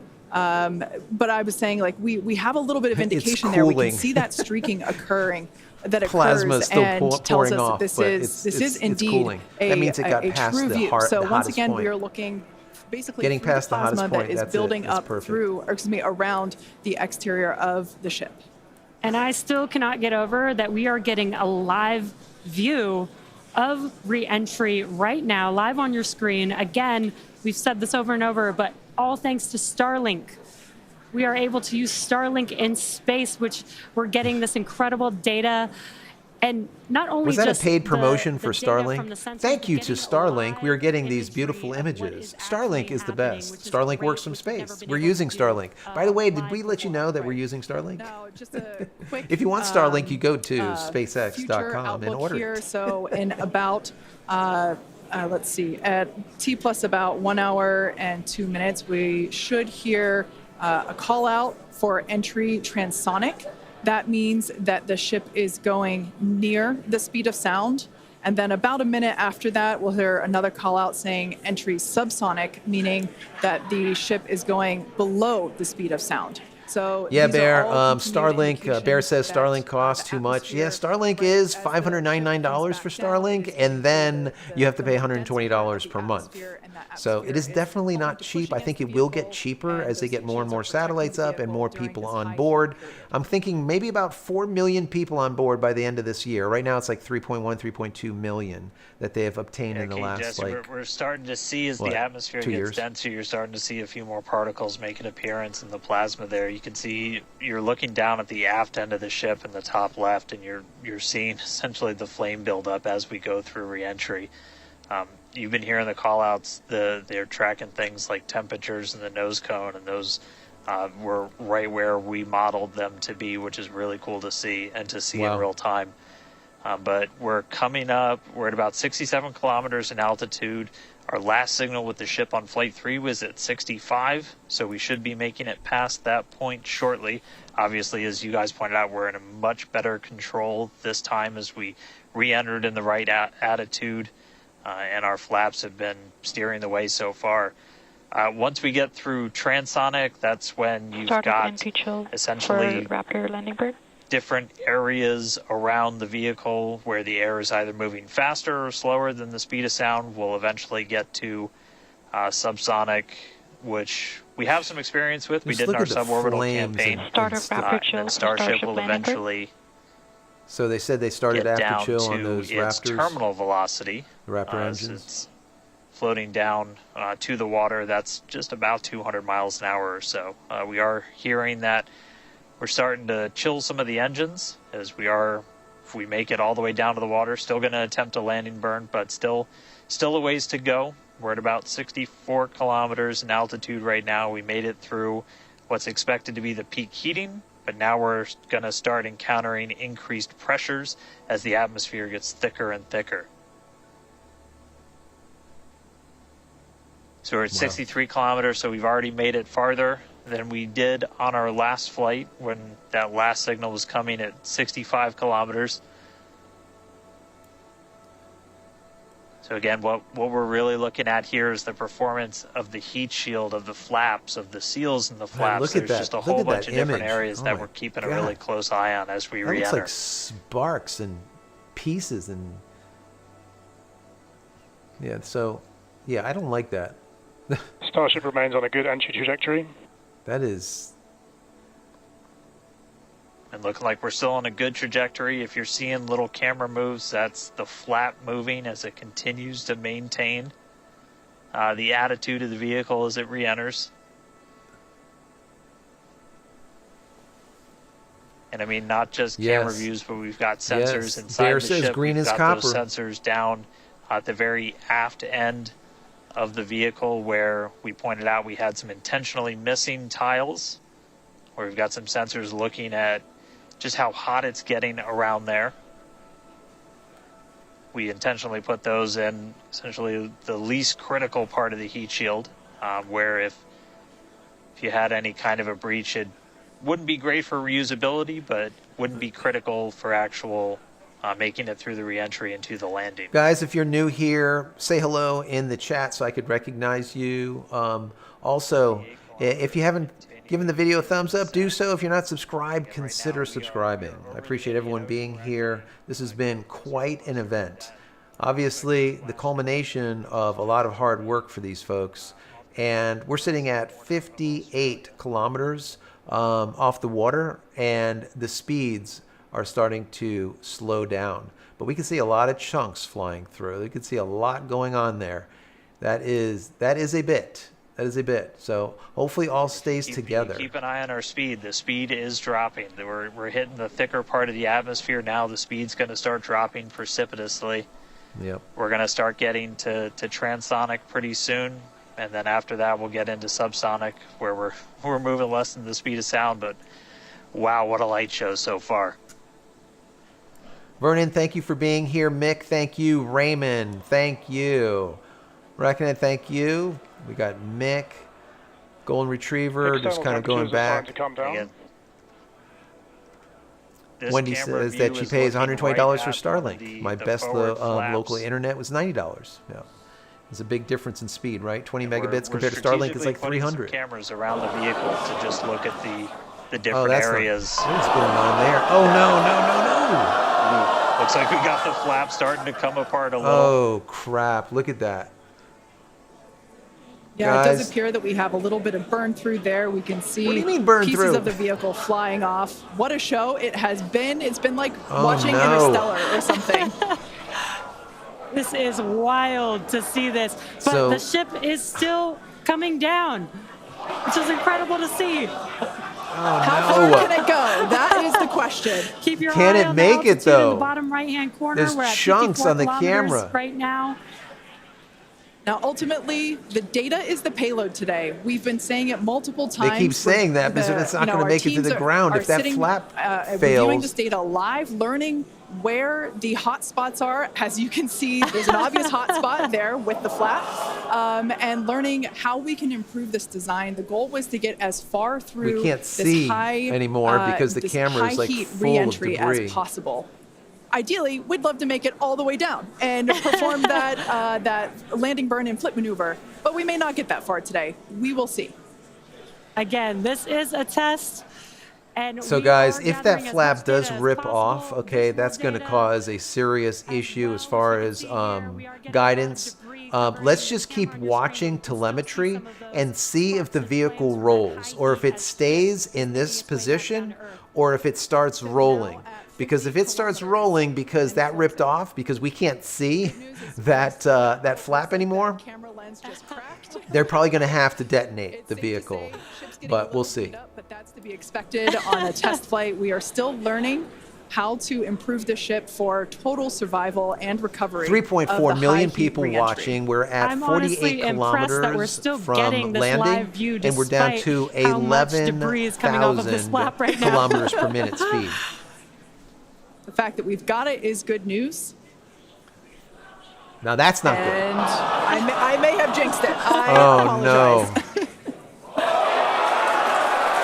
Look at Oh, it's back! It's back! We are still going. And the Oh teams man, here the at video SpaceX went black and then it are came back. Excited, as you can tell by the cheering behind us. I There's thought still it a detonated. sizable I crowd thought it here was at dead. Mission Control Center, Hawthorne. A 46 splashdown is kilometers. Come on expected now. in just about 4 minutes from now. 9,000 kilometers per minute. It's definitely still slowing moving. down a ton. We still have live views. Starlink is Vehicle doing is an incredible approaching job. maximum entry dynamic pressure. Maximum External entry. temperatures are dropping. Temperatures are dropping. That's good. Okay, That means good that news, those flap external probably won't pressures continue are to rip dropping. off. The question Maybe is, it's still working. how Maybe much the the skin ship is is left. ripped off. We're hoping. Can't really tell. We can still see some of that particulate coming off. And unfortunately, we do have a cracked camera lens. But for any photographers out there and videographers, we know that's part of the gig sometimes. Yeah, but and flip you to can the see other that the question. speed is I mean, flip to rapidly the other slowing lens. down. That's That's the actually question. really Why aren't great you flipping news for us. to the other We to the other want camera? the vehicle to be slowing down before it splashes down into the ocean. That'll help set us up for that flip maneuver, engines first down into the water. Exactly. So we have seen this flip So, maneuver demonstrated it on is now previous high a little bit altitude more flight upright. tests, like So they are able to serial control number it. 8. Oh, more views. We're seeing more heat, I though. should say more light coming through the view that we have. Come on, through hang that, in there, hang in cracked there. and 40 dirty lens kilometers. there. We're at 40 kilometers. But yeah, so we're hoping that this flip maneuver that we can pull it off. No, as soon as no. we get those views back, if we can get them. If the ship is still around, we will bring Vehicle it back has to you. passed maximum dynamic pressure. Maximum dynamic pressure. That We're is great getting news. telemetry, so Maximum they did dynamic not pressure blow it up. being We're the not moment in getting which the vehicle signal right experiences now. the greatest amount of aerodynamic pressure. Speed still dropping. We're now at 37 kilometers above the ocean.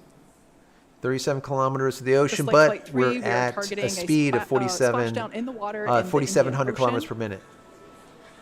And we don't have a live view right now, but No because live view, still but we're still getting data telemetry. and Like I said that does before, tell us that ship the telemetry still is not just from doing Starlink. okay, The at telemetry least. is from two other sources. So they have telemetry from 3 sources. There, we got that live We got view an back. image back. Oh yeah. The crowd very excited to see that view, Wow. despite not being able to see very much. The fact that it's there tells us the ship is still alive. Yes. Well, the ship's and still alive as we're collecting getting data, telemetry, but still, yeah, it's nice to collect see data something. as we get closer and closer to Earth. Yes, now 30 kilometers, now 29 above Come the on, Indian Starship is guys. at Ocean. 30 kilometers altitude. Land this Mark thing. 2. Even if you belly flop it, don't blow it up. Land it. Sounds like the vehicle's traveling, as we just heard, Mach 2, which is Oh, Oh, look looks at like the we ship. Look at the ship. It was might- like this. It is now flat. Do you see I the ship? thought maybe it might clear up. It is a little bit. And now it's tipping down. Now Not at good. T+1 hour, 3 minutes and That 13 is not seconds where it should be pointing right now. into Starship Flight 4. Do you see the roll? The ship is hoping now like that this. The ship can hang on. It's probably potentially hanging on by It is a couple definitely- of bolts and threads. It is. But it's still going. So and that if is the excellent news. gimbling is to That work, it's going to deceleration is It's going to looking right incredible. itself We're like about this. to go under 1,000 But it's kilometers right per now hour. traveling like this. Yeah. It's at Starship is at 20 kilometers altitude. Now keep 20 in mind that even kilometers. though we can't see anything. Oh, wait, it's actually coming back around. Come on, the come data, on. The data itself is what we really are. Starship is subsonic. Subsonic, they're Subsonic, telling slowed us it's down. traveling below the speed of sound. Oh, it's coming. Oh, no. Come on. Oh, it tried. It went like this, and then it came Movement back means down. The Oh, flaps it's are coming back like actuating. I this. think we can see something. So the flaps are trying to do it. It's trying to do it. Come on now. This is a nail biter. But we are, unfortunately, we can't see through the lens, but we're still getting the feed. Starship is now 11 kilometers over the ocean. All It's this still data flat. is incredibly important, even if It's it coming breaks up a right little now. bit. Yes. Come on. Okay, Come on. we Go can on. see that flap It's dead flat actuating now. through the glass. Maybe they're going to belly flop it. Maybe they're not going to try to pull it around. Starship is passing through 10 kilometers altitude. Okay, the next milestone will be initiation of the flip maneuver and landing burn. So 7 Keep kilometers. an eye on the bottom right corner of your screen for those 3 center engines to relight. They will gimbal or So that flap is still angle there. I think so that the the skin ship came flips off that itself back flap. up vertical. It didn't rip off. And hopefully lands in a vertical position. 4 kilometers, And the crowd 400 is miles, very excited 400 to get this kilometers per minute. view of that flap still Starship is maneuvering. passing through 5 kilometers altitude. 3 kilometers. Come on. Is it going to right itself? It is. It's coming up a little bit. It's about like to here now. This is incredible. We're getting Will very it belly close flop? to splashdown. These fireflies are such a good sign of life right now. We wish we could see more, but we'll take it. Come on. Oh, no. It's pointing down now. Starship 1 is at 2 kilometer. kilometers altitude. Terminal velocity. Oh, it's coming up. It's coming up. Come on. Oh. 0 kilometers. Landing burn startup for Starship. Wait. right, It's good doing news it. there. It's doing it. It's straight up. It went over like it's supposed to. Back burn, and then upright. Nominal chamber pressure. Landing bird startup. Oh my God. Holy crap, guys. Holy crap. Starship is in landing burn. That's Landing it. burn shutdown. And now it just fell over. It literally came in like this, went past it, The landing bird and shutdown then was ended up commanded. straight and then fell over. And there you go. Holy God. They did it. Wow. I mean, I'm shocked. it was a little bit of use your imagination as you were going down with what we could actually see, but we were able to hear. I'm glad I had the this to ship kind of did its landing burn. It sounded Starship like we landing might burn have gotten shutdown. 2 engines. point it out. And there's the final call for landing burn shutdown, but we'll go back through all the data, but we did get confirmation that a landing burn took place. Starship Old Broken Toe, made thank it you for the through super chat. re-entry, Really do and appreciate those did its super first chats. ever Appreciate landing everyone burn. being here today. Appreciate all of you. If you want more Starlink South content, Texas to the go to other my side of the Starlink earth, playlist. There's Starship is in the 290 water. videos that I made for you guys. 290 videos. What a Check those day. out. Give it a thumbs up. What a Don't day, forget to guys. Yeah. subscribe while you're here. That was absolutely incredible. You think? Incredible. We got views pretty much the whole way down. Analysis said it could do it. We weren't 3.5 sure million if it was going to be able viewers. to happen. 3.5 Starlink million powered viewers. through, and we were able to get signal. We started to get some debris on the cameras and everything, but Cracked we were able lenses. to I don't see know. it. So It was a mess. I mean, what a day. Just recapping, everything started off today. We lifted off from here in Starbase just about an hour ago. It feels like a lifetime. Successful guys, super heavy ascent. we're going to turn them down. I'll just leave them running in the background. You know, this is just for being IFT-4 and going this far and making it around the entire planet, and not only making it around, but then landing upright. That was not originally what they were going to do. They were going to belly flop it in the Indian Ocean. They were also going to belly flop the Super Heavy in the Gulf of Mexico. But in the Gulf of Mexico, the Super Heavy ended up landing perfectly upright, right? It came in and it landed in the ocean perfectly upright. Now the Starship came in and ended up landing perfectly upright in the ocean. Even though we saw that the flaps were literally being ripped off. It melted the stainless steel skin of the flap. And I would say that the flap, the construction of it, the interior of it was still working, because towards the end, we saw some movement, we saw some more sparks. So it was still there. It didn't just like rip off the entire vehicle. The flap was still there, but the skin came off, in my personal opinion. So that's something that they need to work on. Maybe aerodynamically, where there's that edge of the flat. Maybe the flat needs to be more like this, where it's at that angle instead of being so much of a 90 degree, where we saw that burn-in occur on the flap right on that 90 degree angle, right on that portion. That's where that ended up melting in, burning in. So anyways, that was absolutely amazing.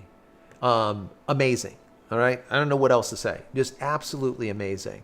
So now that we can see that we are with IFT-4 is complete, IFT-5 is probably going to happen in a very short period of time.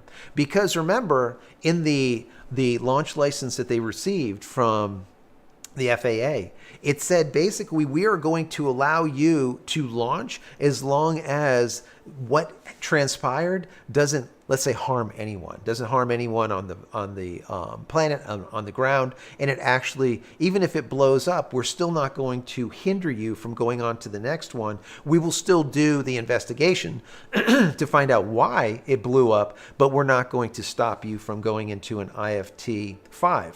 So someone asked me, when do you think a new IFT, when do you think the IFT-5 will go? The next mission, the next Starship? I think it probably will be within like maybe 2 months. I don't think it's going to be 3, 4, 5 months down the road. I think they're going to work on those flaps, number one. I think they're also going to check on the data on those two tiles that they had missing at the lower section. Remember, on the underbelly of the ship, where they have those heat tiles, they deliberately left 2 heat tiles missing.